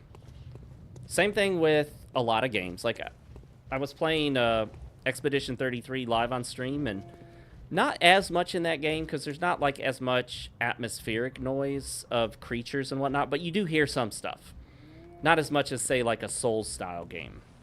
I don't know if I've ever played Elden Ring with headphones on. I typically hate headphones because they bother my ears a little bit, and then I start to get warm from the headphones sitting on my head the whole time. But the earbuds, I really like these earbuds. I'm normally not an earbud fan, but these Sony INZONE earbuds sound amazing. They're fairly comfortable, but they just sound really good, and they're 2.4 gigahertz. I hate Bluetooth. The only thing I hate more than Bluetooth is Tanimura, okay? I fucking despise Bluetooth. It's such a shit standard, and I don't know why nobody has replaced it. I can't stand Bluetooth. It's such garbage. It has so many problems, and they keep updating it, and it's still shit. It's like Windows. Hey, here's a bunch of new features, but it's still shitty. By the way, I found this out, and you probably already know this. You can continue to swing at an enemy and continue to gain your health back even after they're dead while they're hitting the floor. So if you kill an enemy, but their death animation hasn't completed and they haven't fallen to the ground yet, you can continue to hit them and get your health back. Interesting little factoid. Meggie asks, did you ever try or have seen footage of the fan-made Bloodborne demake with PS1 style graphics? Yes, I played it. And that would be a good thing to play on stream too. Although my understanding is they only made a very small portion of the game. Like, it's not the whole game. It's only a tiny little portion of it. Have they been working on it, or have they left it in the previous state where it was only like the first area of the game? But what I did play was really good. it really did feel like a PlayStation game, original PlayStation game. And I just found that so awesome because even the way they did the menus, the way the whole layout was, it totally felt the part. They really put a lot of effort into that. And it was so well done, it's a shame that they don't just go ahead and do the whole game. And honestly, since From Software is not up to the fuckery of those asshats at Nintendo, I don't think From Software would ever bother them about it. I don't see why they would. Now, Nintendo? Yeah, fuck Nintendo. They're the biggest fucking assholes in the gaming industry. I'd rather they put Tanimura in charge of video games than Nintendo. I don't know why, but people continue to have this positive image of Nintendo, which is based on the past. What Nintendo's been doing for several decades now deserves all the hate that we direct at companies like EA and Ubisoft. No, Nintendo's the fucking worst. Nintendo is far worse than Ubisoft. Nintendo is far worse than Electronic Arts. In so many different ways. Just an absolute shit company now. Complete douchebags. They love to just sue everyone left and right. Suing individuals for just playing a game on a stream. Shutting down everything they can shut down. Sending their lawyers after people for doing totally legal stuff that's been ruled legal by other courts. Knowing that their deep pockets will basically make it impossible for these people to defend themselves in court. No lawyer is going to take that case for free because Nintendo will drown that lawyer in motions and paperwork and filings. And who can afford to go up against Nintendo? Excuse me. Sony tried to get Bleem, the emulator Bleem, shut down. And Bleem was being sold retail. It actually sat in stores in a box. This is crazy to think. The original PlayStation had an emulator called Bleem, B-L-E-E-M. Look it up if you don't know. It was sold at stores in a box. And Sony tried to take them down in a lawsuit. Sony lost the lawsuit. It was ruled that emulators are legal. But Bleem went under because they couldn't afford to keep going. They blew all their money fighting the lawsuit. Hey, stop barking at this guy.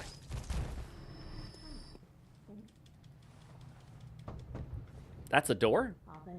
I can barely fit in that door. What is that, a door for little people? Is this a door for ants? I don't really give a shit what anyone has to say in this game.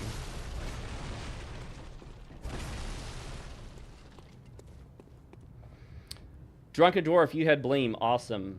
Hey, I'm going to go grab the drink that I forgot to get. I'll be right back. It'll take me like 30 seconds. Don't leave, okay? I'll be right back.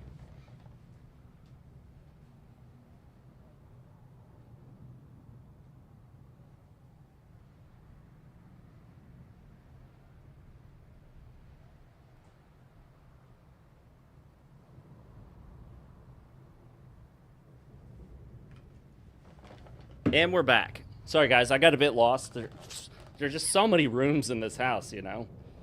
I don't know why I bought this 16-house mansion. The mortgage is a bitch. All right.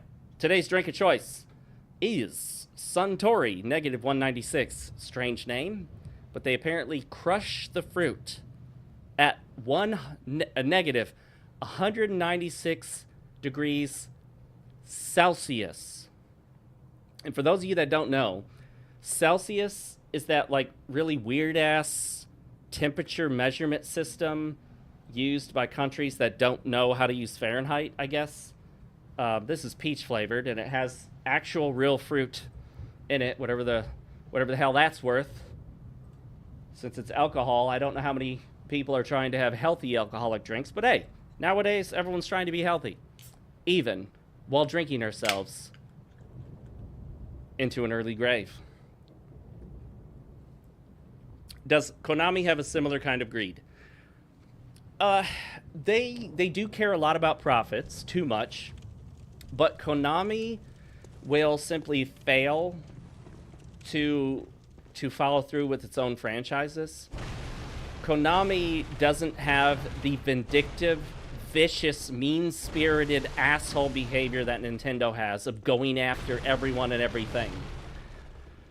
In this recent Pal World situation, has the potential to be far worse than people realize, because Nintendo is trying to patent very simple, basic game mechanics, like the concept of getting the concept of the character taking out a hang glider and gliding, or something similar to that. The concept of throwing a ball to catch a creature. They're even trying to patent the concept of catching a creature and then using the creature to fight, which Nintendo did not create. They were not the first to even fucking do it. Nintendo is trying to patent someone else's game idea as their own. Let me say this as clearly as I can, as a former Nintendo fanboy who owned a Nintendo. I owned a Super Nintendo. I loved the hell out of those things. I thought Nintendo was the fucking best company in the world when I was a kid. But now, fuck Nintendo. Fuck them. They're the worst fucking game company on the planet. By far.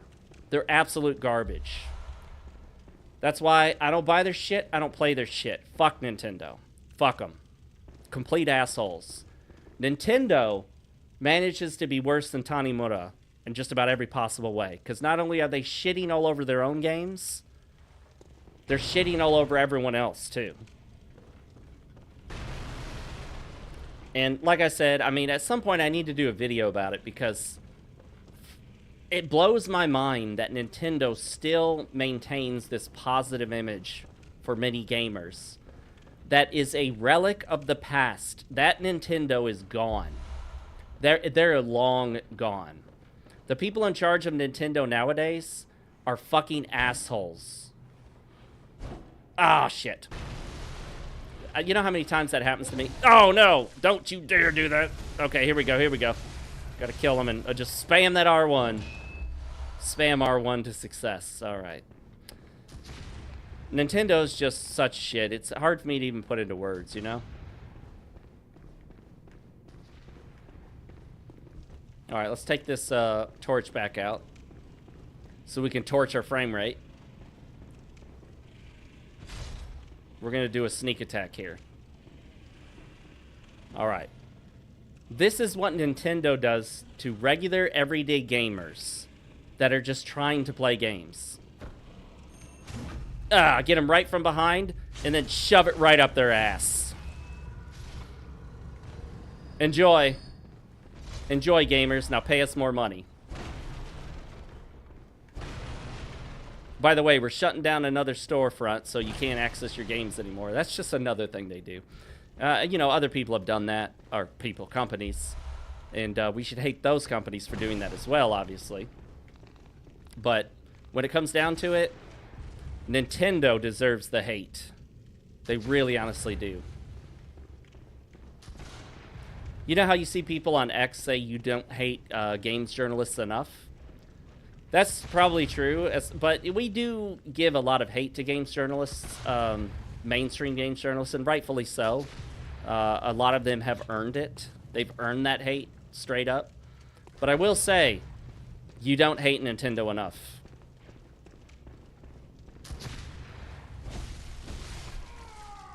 If Nintendo gets their way, they'll be literally the only company allowed to make video games. And they'll continue to make their kiddie game slop bullshit that so many people will just eat up.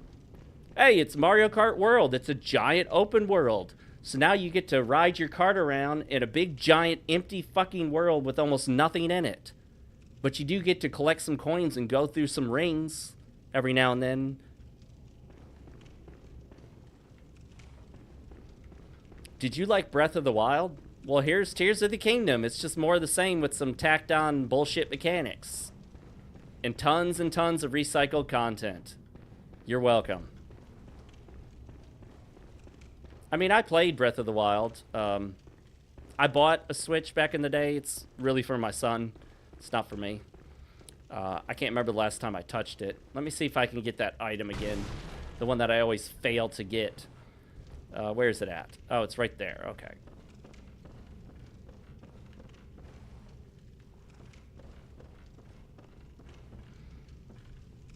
Drunken Door says, aren't they trying to patent the idea of a video game? Kind of.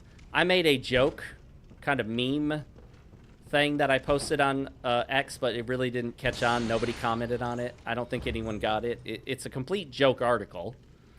I created it through this website with AI, but it sounds kind of legit until you start reading into it, and then you realize it's obviously fake. All right, so we got those bodies. Let the bodies hit the floor, guys. Let the bodies hit the floor. How do we get down there without taking damage? I usually just end up falling, intentionally or not. Hey, it's a path.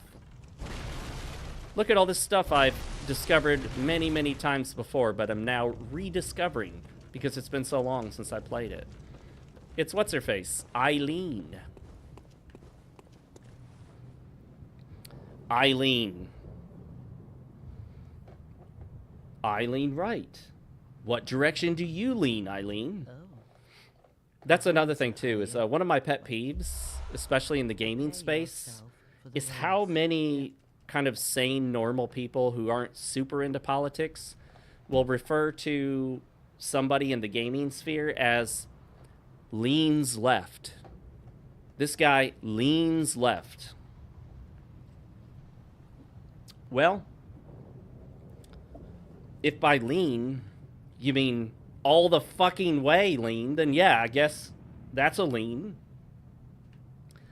If someone's a radical left-wing lunatic, I don't think they're leaning left. They're all the fucking way over there. They've fallen completely over the left side and gone down it. So I don't know why, but for some odd reason, you'll hear that terminology from otherwise decent people. I guess they've just been programmed to say it from the news media, that somebody leans left. But if somebody's on the right, we just call them right wing or far right. You rarely ever hear the term leans right. You notice that? But you do hear that soft language term, leans left. Ain't no fucking lean to the left. They're all the way over there. As far as you can get. Let's just call it what it is. Anyway, that came from Eileen. Alright, we're going down here. Took some damage, but who cares? Are the items down here? I think they went all the way down. And down here is the saw spear, which I actually think I prefer to the saw cleaver. So I guess I could have held off on upgrading the weapon, you know. So yes, Maggie. You know, Maggie, as much as you are joking, there's an element of truth to the fact that if Nintendo could patent the idea of being able to patent anything, they would. They're such a greedy fucking asshole company. That's all they care about is more money, more money, more money. After, I think it was, who was it, Iwata that passed away? Yeah, I think it was Satoru Iwata. Correct me if I'm wrong, guys. I don't know all the names off the top of my head, but after that, the Japanese man who was chosen to be in charge of Nintendo of Japan is purely a businessman. Purely a businessman. He doesn't give one flying fuck about video games. Doesn't care at all. He's not a gamer. Doesn't care. Video games are a product that his company can sell to make lots and lots and lots of money. That's all he fucking cares about. And a lot of people will say, you know, hey, that's business. Well, a business doesn't have to be about nothing but making money. You can make a business while also caring about the art. That's what Iwata did. That's what Miyamoto was also doing a lot of people in this gaming industry, they care about the games. They care about what they're creating. They see it as a kind of art. They see it as their creation, something they're putting out there for posterity, something for kids to enjoy, adults to enjoy, something that they can look back on and be proud of. This new guy, I don't even remember his name. I knew it at one point. This new guy doesn't give a flying fuck. He would literally release a video game where you just shit in a toilet, and if people would buy it, that's what he'd release so that you would buy it so that his company would make money. He only cares about making money. I don't even think he cares about whether customers live or die. If you could die, but somehow continue to pay him for the video games his company sells, he would prefer that. He's just such an absolute garbage individual. He's everything wrong with corporations nowadays. All right, we're just going to kind of slowly walk around here. And all right, look at this guy. These guys are over here, all three of them. But this guy's over here by himself, which leads me to believe that either there's something wrong with him or there's something very right with him. If you know what I mean? Because maybe the other ones are messed up and he's the only good one. So let's go find out. And one way to tell is to burn him. Nope, he was one of the bad ones. All right. Are there... Okay, there's some shit down there, I guess. I got the saw spear, which I'm pretty sure I prefer. For whatever reason. I don't even remember now. Are they hiding an item back there? Maybe they are. And instead of just hoarding all these items, maybe I should start using some of these items. All right, here we go. This is probably a bad idea, but whatever.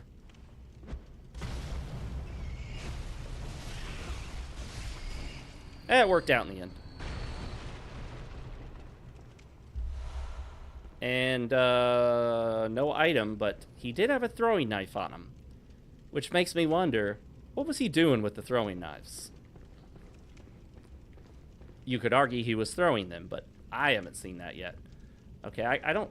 Can I get to the other side from here? No, I have to fall down from up above, don't I? So I gotta work my way back up and fall back down. And here's a boat. I guess somebody thought, yeah, I'll just ride a boat into this shitty-ass sewer-looking area here. Bill Bones, how's it going, man? Welcome to the stream.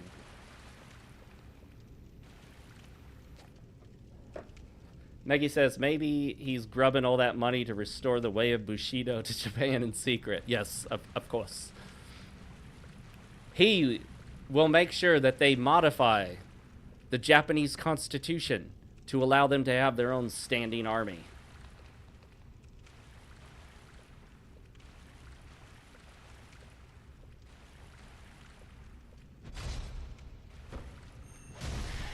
And that is just one of the reasons I like the saw spear, guys. Alright. Madman's knowledge. That is what we need. That's the secret. The secret item that will allow us to start leveling up.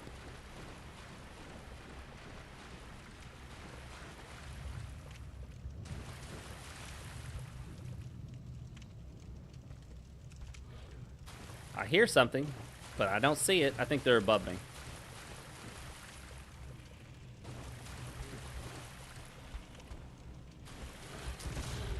There's nothing here, but there is somebody trying to shoot at me. It's actually really easy to miss ladders, especially if they're like in recessed little spots. And I don't recall the game well enough right now. Oh, there it is. I thought there was a ladder around here somewhere. Am I going to get shot in the back? Oh, look. He was coming down. Oh, you son of a bitch. I was still on the ground, dude. Oh, okay. I tried to parry and had the torch in my hand. That didn't work out.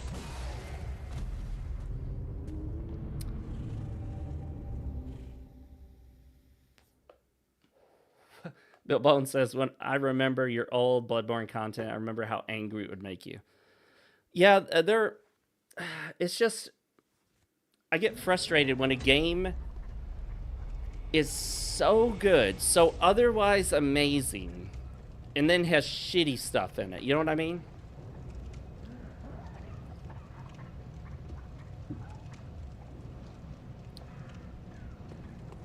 It just ruins it, because it would be better if the game just wasn't that great overall, so that the problems with the game don't stand out so much and ruin the experience so much. It's like, imagine, if you will, the most beautiful woman you've ever seen, right? Just incredible. A 10 out of 10 in your opinion. And she's got these, she starts talking, and she's got these horribly nasty, woke, bullshit political views. It's worse in that case, because it's such a beautiful woman, and yet her brain is full of so much shit that it effectively ruins her. You know what I mean? And if you just saw some average looking chick who's spouting the normal bullshit feminism stuff that's drilled into her head by all of her left-wing professors, you're like, yeah, you know, a bunch of chicks like that. It doesn't seem as bad.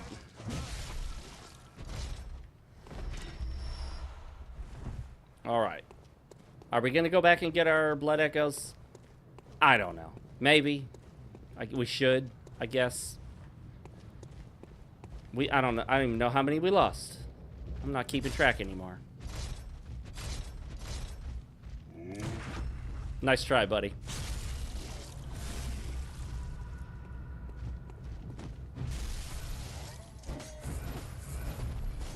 Notice I got a couple more hits in that healed me even after he died. Dang it. I'm still not a fan of the timings on the parries in this game. They just seem really weird to me. Not totally bad, but some of the timings seem a little strange. Some of them you have to wait till right before they're about to hit you. In others, it seems like you can hit them quite a bit earlier. So, I don't get it. Yes, Bill Bones. I think that's the reason I prefer the saw spear. That if you do the numbers, I believe the saw spear comes out on top over the saw cleaver. Maggie says next Pokemon game probably still won't have or haven't got voice acting in it. Real mediocre graphics for Switch 2 cent. Yeah, that's the other thing too. Is I know that technically, I don't even remember how to get back to where we were. I know technically Nintendo themselves didn't make that shitty open world Pokemon game on the Switch, but it's under their umbrella. It's their name, it's their franchise, it's their IP, and whoever they put in charge, it's on them. We're just fucking trading blows back and forth, me and this dog, you know what I mean? I hit her, she hits me, I hit her, she hits me, but I came out on top.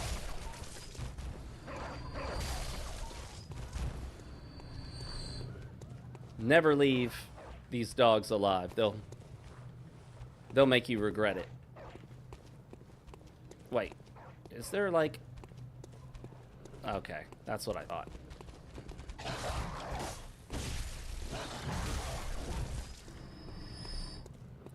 Was that kind of cheating the system? Yes. Do I feel bad for doing that, hitting the dog through the little pillar? No. Not at all. Alright, so I think we're kind of heading back to where we were. Yeah, that, what game was that? The Pokemon game that ran like absolute dog shit on the Switch? I can't even remember which one it was. I don't play Pokemon. I briefly tried playing one of the Pokemon games one time, and it was just like, nah, this ain't for me.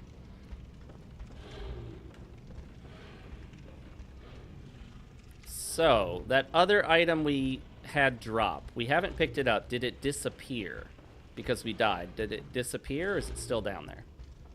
That's still down there. What we'll do is just fall. We could have picked a better spot, but it's not the worst. I forgot this guy can abuse the hell out of clipping through solid matter, just like I can. Uh-oh. I'm out of spammy stamina. I will say, at least you can stun lock them into oblivion as long as you have the stamina for it. Sidestepping bullets, man. It's like the Matrix here. Whoa, yeah. Slowest bullets in the world. Sometimes he takes a brief break before another shot. He's an old man, you know. He's got to catch his breath there. It's a lot of work shooting those bullets off.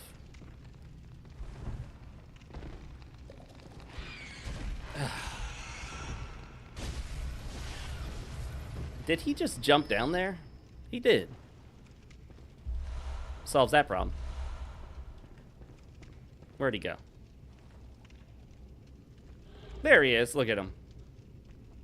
I bet he's mad he can't get to me.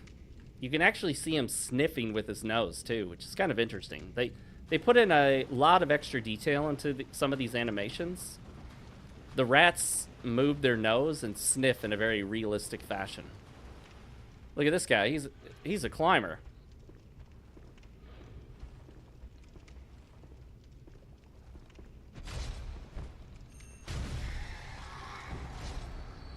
Well, I thought that might happen, and I'm pretty sure there's no way for us to get to that. I'm not even sure he was supposed to be up there, to be honest.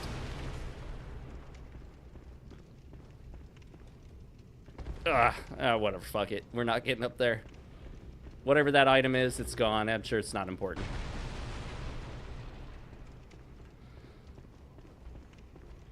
Alright, I can't even remember where we died, but I know we were down there, so we'll draw him away from the others, and then we'll land on him. Well, that didn't work. He foiled my plot.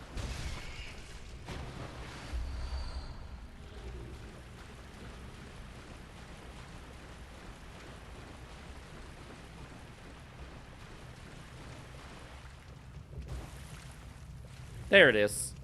Nobody got my blood echoes. They just left it right there for me. Very kind of them. So all of my bitching about Nintendo, I will say this though. I get that Nintendo makes some very unique games. They make some franchises that for most people they consider kind of irreplaceable. There's really nothing quite like it. And so for that reason, many people will continue to get Nintendo consoles and games, and that's fine. They make their own decision. I'm not going to pretend like they're terrible people because they want to buy a Nintendo console to play the games that they grew up on and the franchises that they grew up on.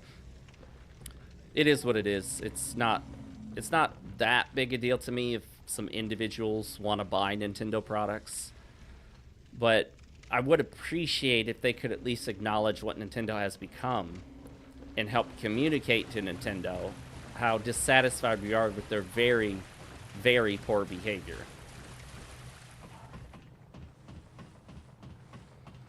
Yes, Drunken Dwarf and Bill Bones, I'm in the same boat. I don't give a shit about their stuff anymore. I mean, they've just soured me so much on it at this point. That and the fact that they really aren't innovating all that much. Like, if I want an open world game to run around and explore, there are so many other things than just Breath of the Wild. I know it didn't get the most amazing reviews or the best reception, but I'd like to get back to playing Immortals Fenyx Rising. Is that what it's called? Immortals Fenyx Rising? It has that sort of, not quite cel-shaded, maybe it is slightly cel-shaded, but it's got a bit more of that kind of kid-friendly, cartoony look to it. But Immortals Fenyx Rising is this big open world with lots of stuff to do, the typical Ubisoft format. I get it, I know. And for that part of it can get kind of tiresome. You just do it in, you play in segments, you know what I mean? You don't play necessarily in an 8-hour stretch. But the combat in the weapon variety and whatnot, it's just so much better than Breath of the Wild. Breath of the Wild, yeah, there are lots of different weapons, but they all mainly felt pretty much the same for the most part. Like, you don't get the variety and move sets that you would from a Souls game or an Elden Ring style game. Oh, didn't even notice that guy till he moved.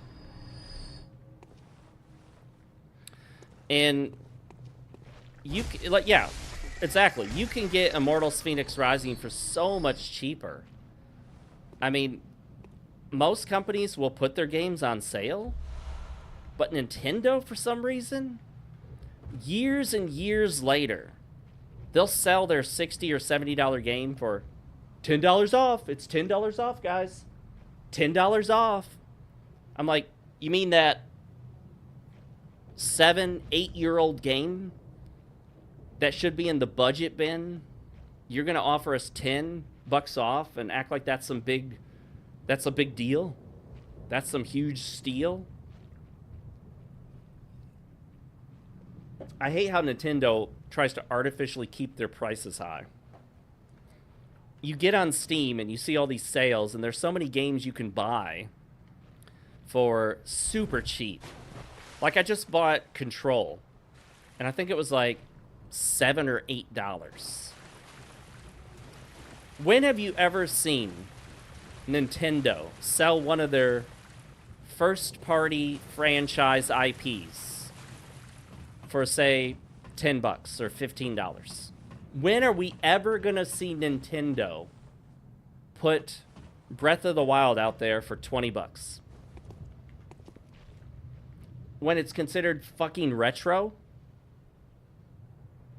I mean, look at the prices they charge for their old Super Nintendo ROMs with an emulator that you know, they hide the fact, but they're just emulating their own games.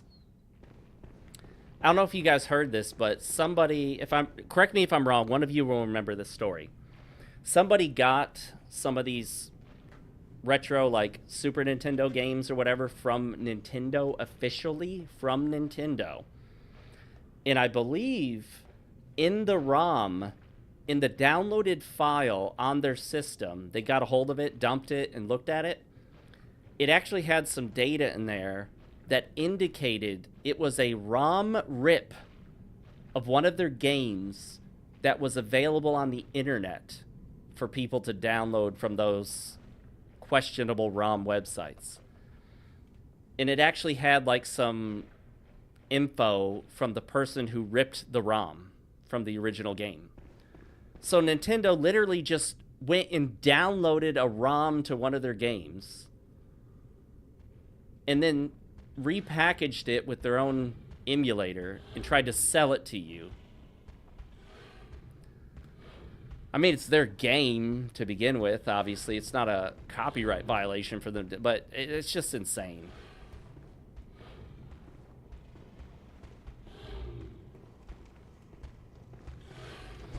And not only that, but it's amazing how often companies, and this is not just Nintendo, unfortunately, companies will try to sell you their older games, and they'll package the game or emulate it in such a way that it's actually shittier than it originally was. Like, it performs worse than it originally did.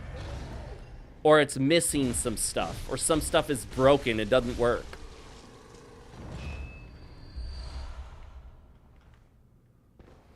Maggie says, remember when Capcom released Street Fighter for 3DS and it had, like, only 2 playable characters and the rest were paid DLC? No, I did not hear about that. Wow. Capcom's not the greatest company either, obviously.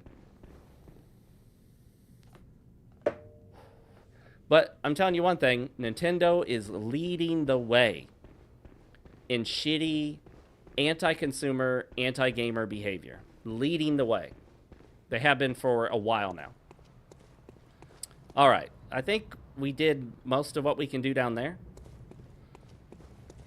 Nintendo is a pioneer of greedy, horrendously awful, anti-consumer, anti-gamer, anti-industry tactics.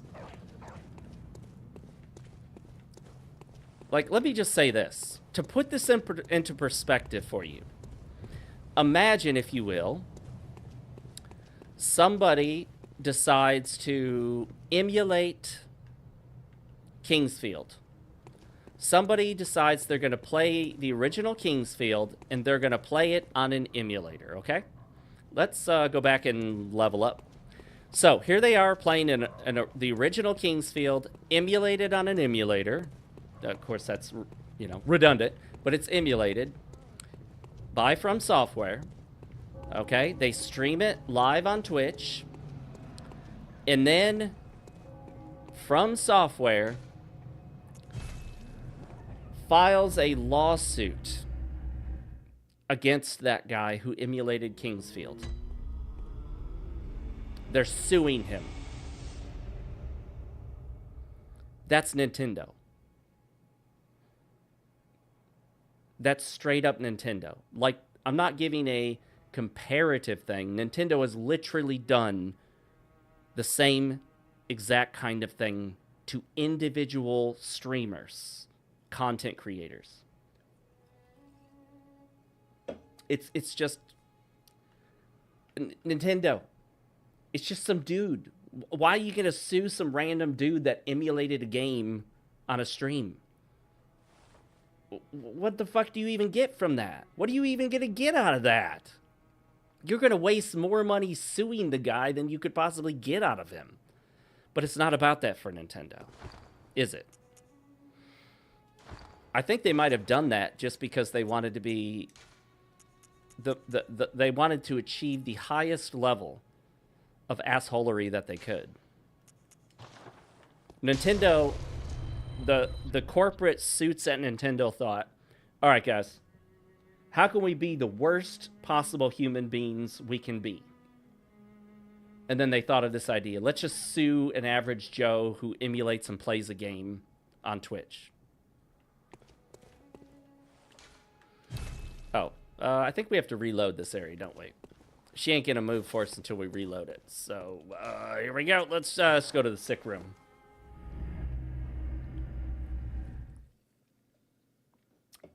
Yeah, Bill Bones. I wouldn't support those greedy old reptiles either. Is that a reference to the 90s, or was it 2000? The Super Mario movie? That horrendously awful Super Mario movie? The original first Super Mario movie that we all wish we could forget we ever saw.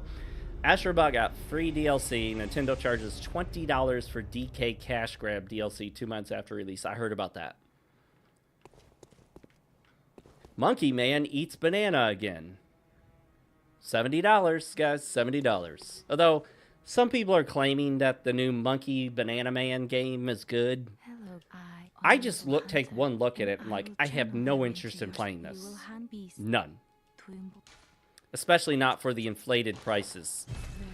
Oh, and you know what? You know, I'm sitting here thinking, which gaming company was it that pioneered our way to $80 games? Who did that? Who pioneered the $80 game? The base game for $80. Not a special edition, not extra content, not battle pass, season pass, shit pass, the piss pass special, whatever they call it nowadays. Who pioneered $80 base game prices? I think it was Nintendo. And here we are, bitching and moaning that Borderlands 4 might have cost $80. People were so upset that Borderlands 4 might be priced at $80. This was before it came out. Gearbox, right? Gearbox made Borderlands 4, I believe. The company with Randy Pitchford, one of the other big douche nozzles of the gaming industry. Let's get a little more stamina and then stack vitality. So, $80 becomes the new standard there. We were terrified. We were all like, no, Randy Pitchford, don't make Borderlands 4, $80, that's too much money. Just sing another bigot song or Gamergate song making fun of gamers. And only charge us $70, please. And then Nintendo announces their $80 games. And some people complain, but most people are like, yes, please. Can I have some more? Give me more $80 games, Nintendo. Accept the gift from the messengers. Consume insight and ring the beckoning bell to enlist the cooperation of hunters from other worlds. I get the feeling that item will not work for me. I'm just saying. I don't think it's going to work for me. But it's the thought that counts, so they gave it to me, you know? That's what counts, right?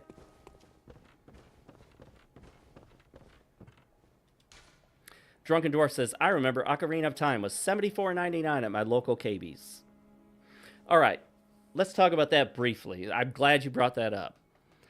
So there's a lot of confusion and a lot of the Nintendorks, or what are they? What do we call the Nintendo people? There's the Xbots and all these terms. Anyway, the Nintendo simps. There are a lot of Nintendo simps. There are probably more simps for Nintendo than I think Xbox and PlayStation combined. Many of them aren't as active on social media because they're too busy playing on their Switches and diddling little kids. But the thing about game prices throughout the years, number one, and this is something that a lot of people do, and I'm not making fun of you if you've done it, because it makes sense on the surface, but the more you think about it, the more you realize it doesn't make sense. People who think you can apply a simple one calculation to inflation. You get one formula, and you can calculate how much money is worth today, or in comparison to money today. You can go back and go, in 1990, $80 would have been $120 in today's currency. No. That's not how it works. It's never worked that way. You can get a general concept of the value of a dollar by looking at a wide variety of different products and how much they cost. The reason you can't just look at the dollar is because the prices of items don't stay consistent with inflation. Certain things go up much more than inflation, certain things go down. For example, in technology sectors, things can go down as technology makes it easier to manufacture certain things. At one point, TVs, HD TVs, were dropping drastically in price. The prices were going way down, making them far more affordable. Even as inflation was going up, the prices of an HD TV were going down. Now, an example of something that went up way beyond inflation: medical care, healthcare costs, and tuition, college tuition, university tuition. Those ballooned far beyond inflation. So not all products, not all services follow this standard set single formula of inflation. They don't. Things often change. For example, people were complaining that egg prices went up. Not all food prices went up the same as eggs. So was it inflation that made eggs go up? No, there are other factors that make certain products cost more. And you can't apply one single formula calculation to arrive at some sort of inflated dollar amount versus today in the past or whatever. So it's just, I hate seeing when people do this. Otherwise intelligent people will do it. Back in 1995, I don't know when Chrono Trigger came out, I can't remember, but back in 1995, when Chrono Trigger came out, it cost $80, and in today's money, that would be $1,342 in 2025. I'm like, okay. If you're really that stupid, I guess, yeah, no. So, things to consider. Today, many of the games you buy don't come with anything physical. It's a digital download. Or it comes with a tiny little disc that's very cheap to make in a little plastic case that may or may not have a single slip sheet about a warranty or some bullshit. Yeah, housing. Housing has gone up way beyond inflation. So, what you buy today might have a actual disc, but maybe not have anything. When you think back to games from the past that were on cartridges, they had to manufacture the cartridge that actually has chips on it. It has data, it has storage. It's an actual little green board with chips and data and all this stuff built onto it. All of that manufacturing costs money. Now, Nintendo Switch cartridges are similar, but one thing people forget is think how small that Nintendo Switch cartridge is. You know how it got that small? Advances in technology making it much, much cheaper to put a lot more space in a much smaller area or storage. No, that's not the word I'm looking for. In a smaller chip, rather. So, technology... Oh, did you guys see that? It's sort of like... I don't know, drop frames maybe, or glitched out there. I disappeared briefly, but now I'm back. So it cost a lot more in the 90s to manufacture a cartridge with 24 megabytes or whatever it was, megabits, I guess at the time, wasn't it? Megabits. 24 megabits than it does today to manufacture a Switch cartridge that has whatever the total Switch storage is. What is that? How much can you store on a Switch cartridge? Like 20-some gigabytes, something like that? I don't remember. Think about how much the USB drives used to be.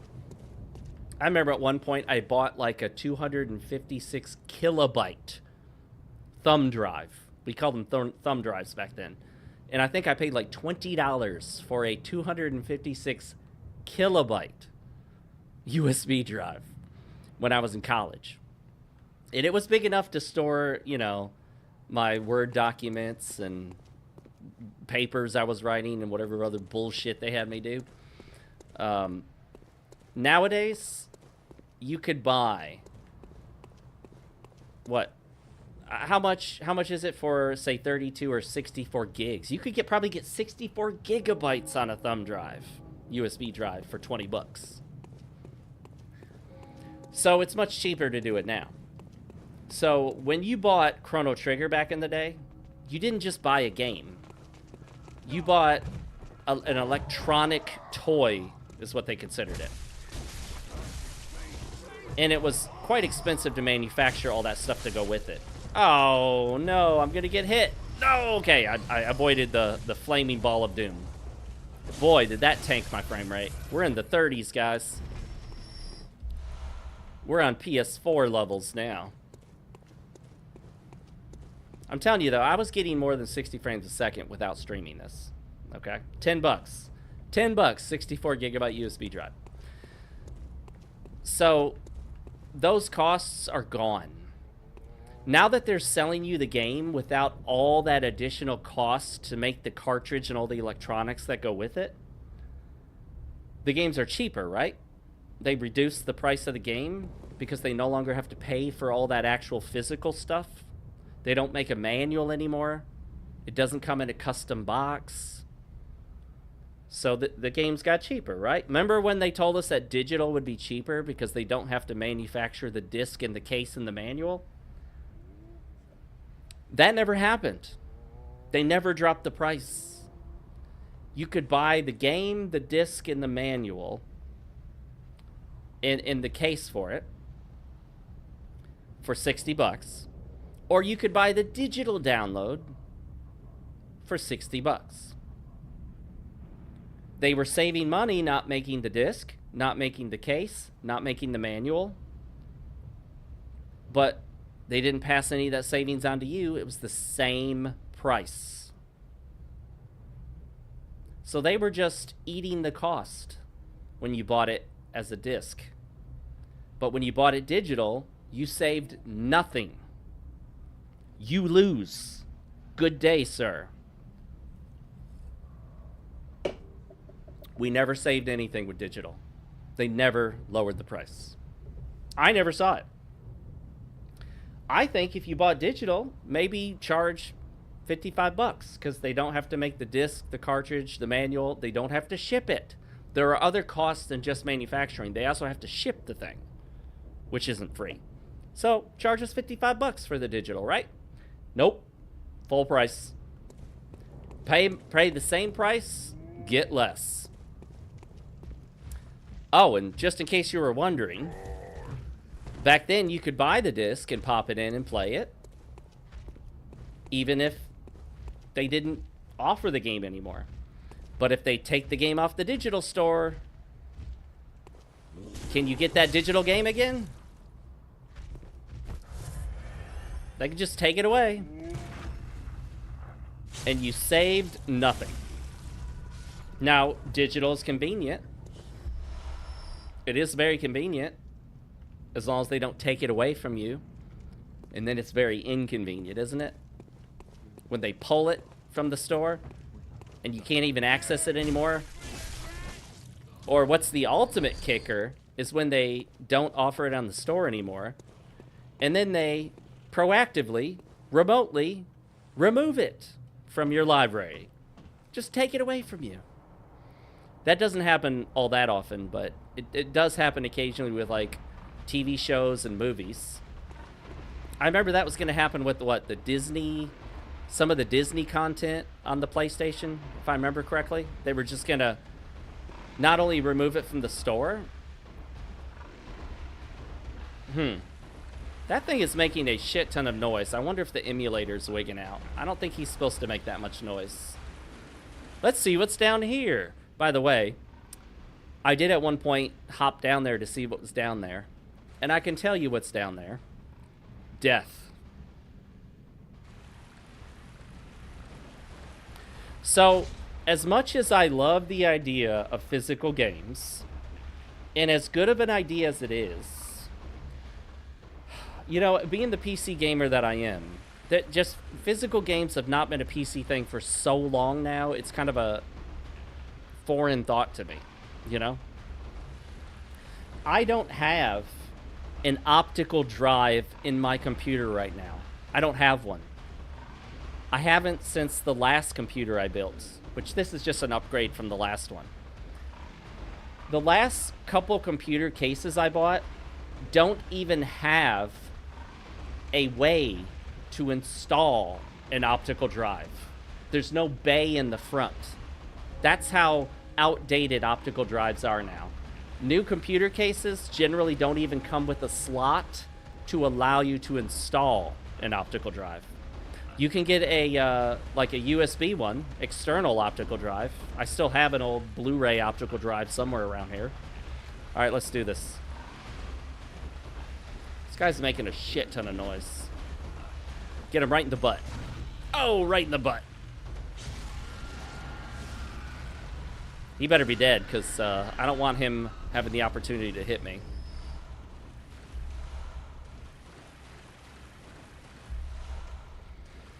Drunken Dwarf, you have an external DVD drive. Yeah, I have an external, I think it's a Blu-ray.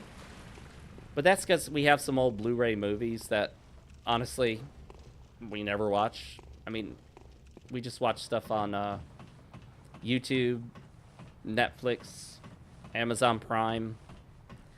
If I have an actual TV service, I don't even know I have it. If I have it, it's because it's bundled with my internet, and it was cheaper to get them both together than to just get internet. Believe it or not, I remember at one point, I was talking to my internet service provider, and I told them I didn't need the TV service because I don't even have it hooked up.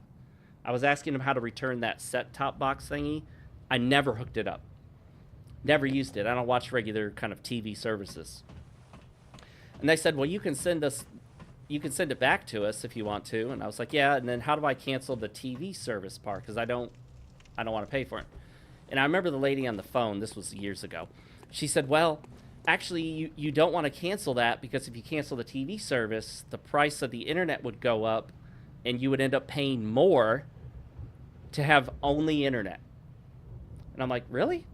Why would it cost more for me to have less? And then it dawned on me. You know why it costs more to only have internet? Because they don't want you to cut the cable. They don't want you getting rid of the TV service because you're not watching the advertisements. They want you to watch the TV service to watch the ads where the money comes in. All right, these guys are awesome for farming upgrade materials. And it usually goes well when I do it because I'm remembering this. But if you start fucking this up, you die. So you got to handle this correctly. Yeah, GOG is awesome in that they just literally sell you the game files. You download the game files to your system, and they're yours. They're there. You can back them up to a hard drive. You can put them on a USB drive. You can install it on every computer in your house. There are no codes. There is no CD. There's no CD key. There's no DRM. There's no connecting to a server to verify you bought it. You know? All right. Let's get this bastard. All right. It worked. And now I can handle the one by himself. Famous last words as I die.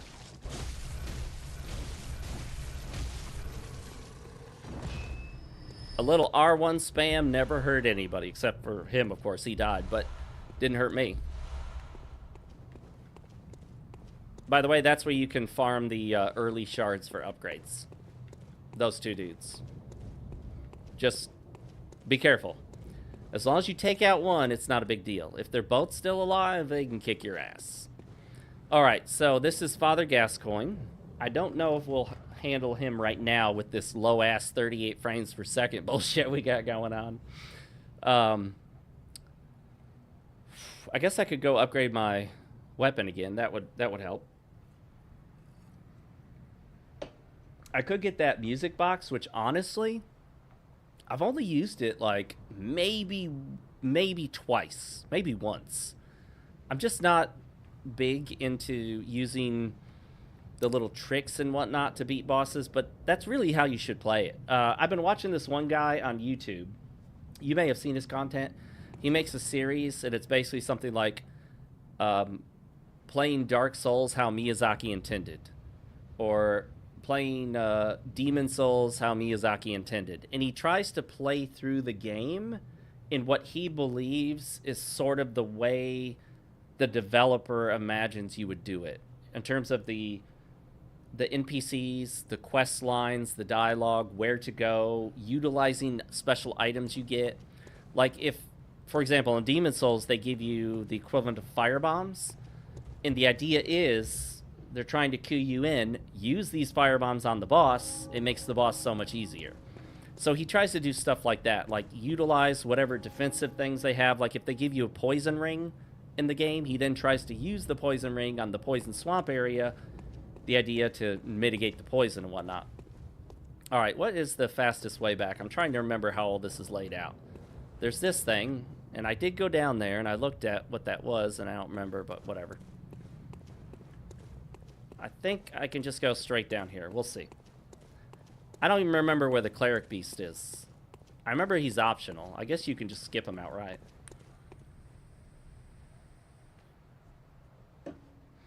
Whoa, Drunken Dwarf, you're paying 120, is that US dollars? For 500 megabits per second?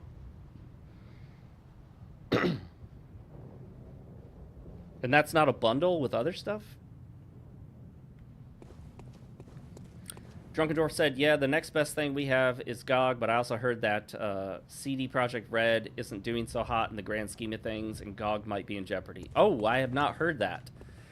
That wouldn't surprise me. I feel like a lot of people do love GOG, which used to be known as Good Old Games. But for whatever reason, and I can think of some, people prefer Steam. Even though Steam is a form of DRM, and games on Steam can come with third-party DRM. It's nice to have everything in one library. It's nice to have access to all those achievements. It's nice to have the online play features with all your Steam friends that you don't have because you don't have any friends. It's...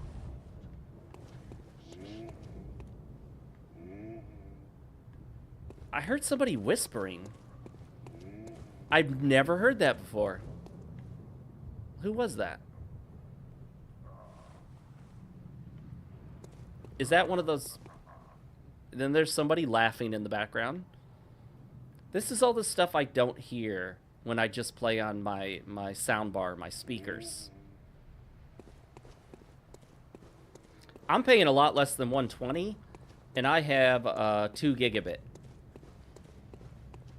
Right now, I actually have 2 separate 2 gigabit internet connections from 2 different companies. Is this the way back? Yeah. And I was giving one a trial run to see how well they do versus the one I currently have. And they're both pretty similar. But then I realized, you know what? I bought this super router for it to really see how fast I could get the internet.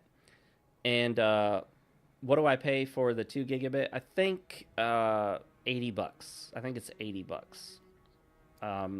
But one of them is a bundle with some other service, so that I may have to kind of like gauge what it would cost without the bundle. You know what I mean?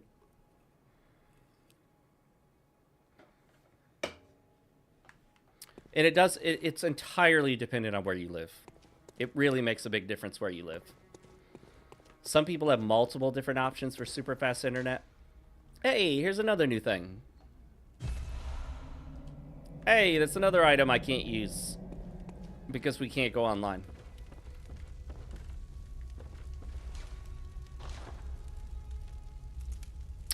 I don't have enough bloodstone shards. We'll try to get a few. It's sort of coming back to me how the game is laid out and what's what and who's who and where's where and why's why. And even how is how. How is how is starting to make sense to me. We're almost done with the stream at this point because it's almost dinner time, I do believe.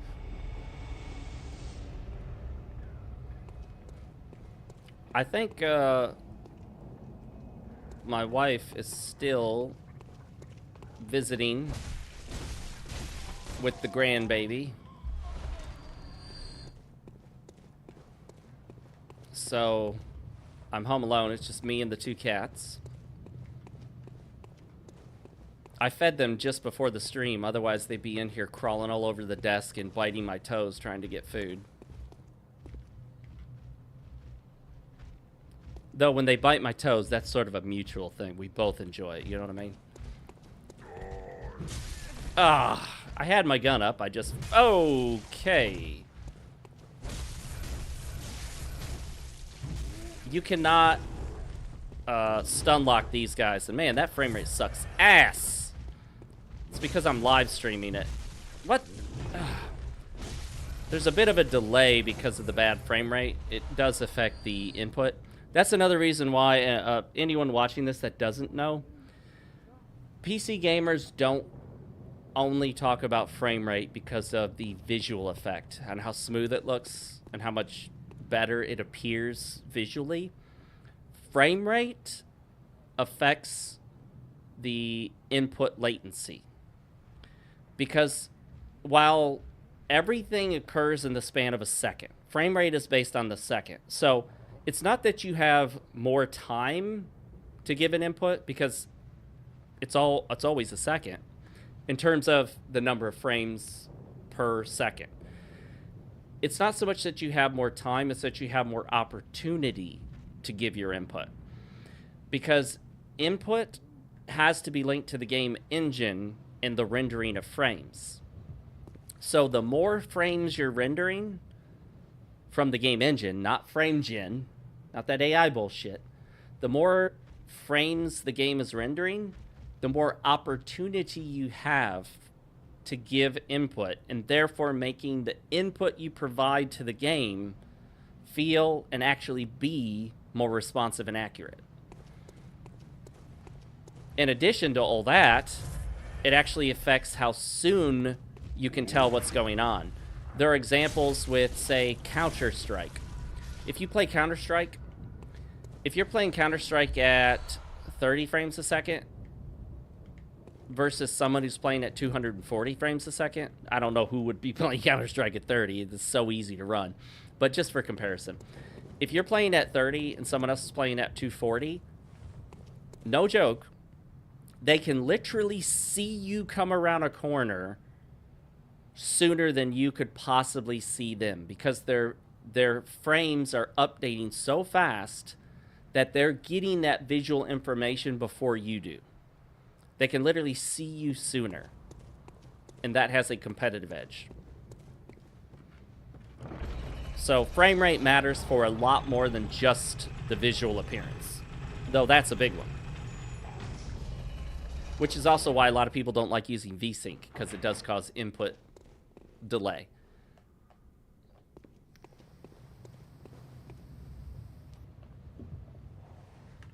Now, I have gotten this game to run with frame generation as a test, because I really wanted to get it higher than 60 and not completely break the game's physics.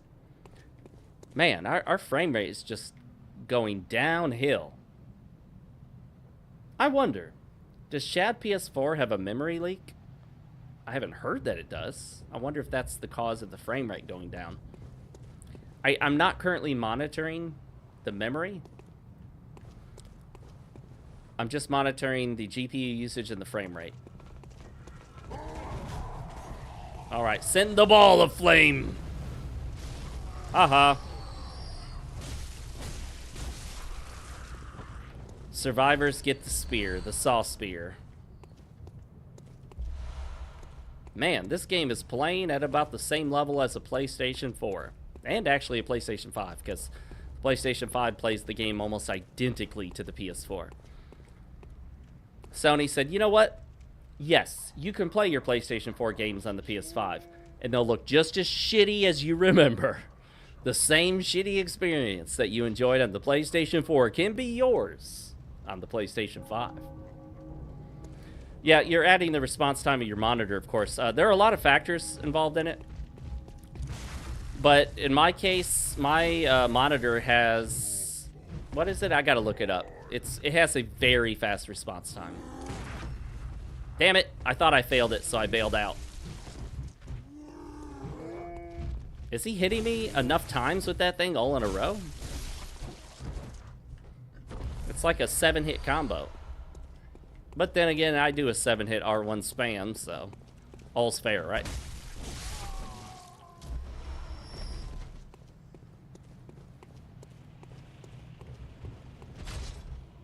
All right, who's ready to die? Hopefully them and not me. We'll find out.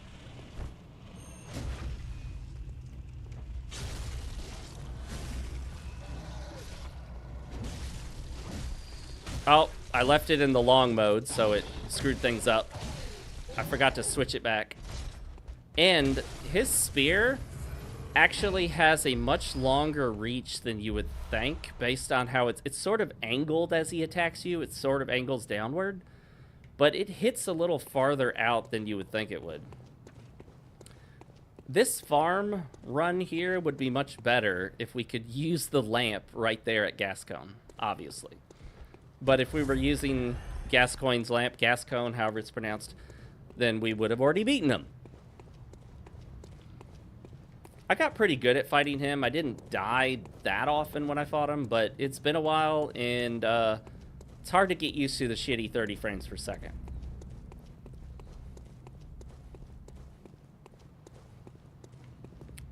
You said 5 milliseconds? Are you sure that it's an actual 5 milliseconds? Let me look at mine real quick. Let's see. I got so many windows open right now.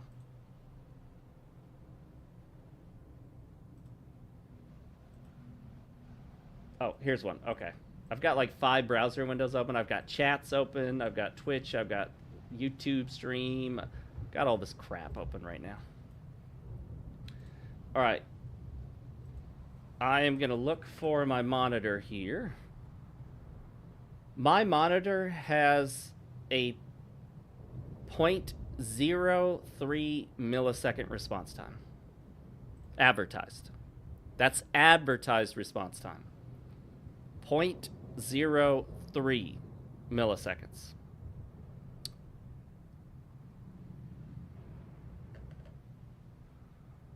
So I would think 5 milliseconds would be a pretty high response time, even though that sounds incredibly low. Generally speaking, most gaming monitors are advertising 1 millisecond response times or possibly less. It's not that it's a huge deal if it's higher than 1. And it depends on the type of games you play. If you were, basically it's as simple as this. If you are not playing competitive first-person shooter games, it's a lot less important. The one place where people really care about the highest frame rates and the highest or the lowest millisecond response times is pretty much in competitive first-person shooters. That's really where it's at. Nobody gives a shit about having the lowest millisecond response time if you're playing StarCraft, you know? It's just not as relevant. It doesn't do a whole lot. Yeah, that would make sense, Drunken Dwarf. If you get a budget display, cheaper ones, then they will have a higher response time. I think at 0.5 or at 5 milliseconds, you probably shouldn't really notice much ghosting. I would hope. But who knows? Do you feel like you notice any ghosting on the monitor itself? All right. We didn't get any shards from that run.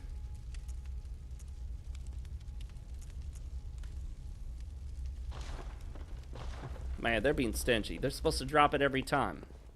Supposed to. They should. They should drop it every time. I don't know why I even went back. I could not have possibly gotten 6 shards from those 2 guys.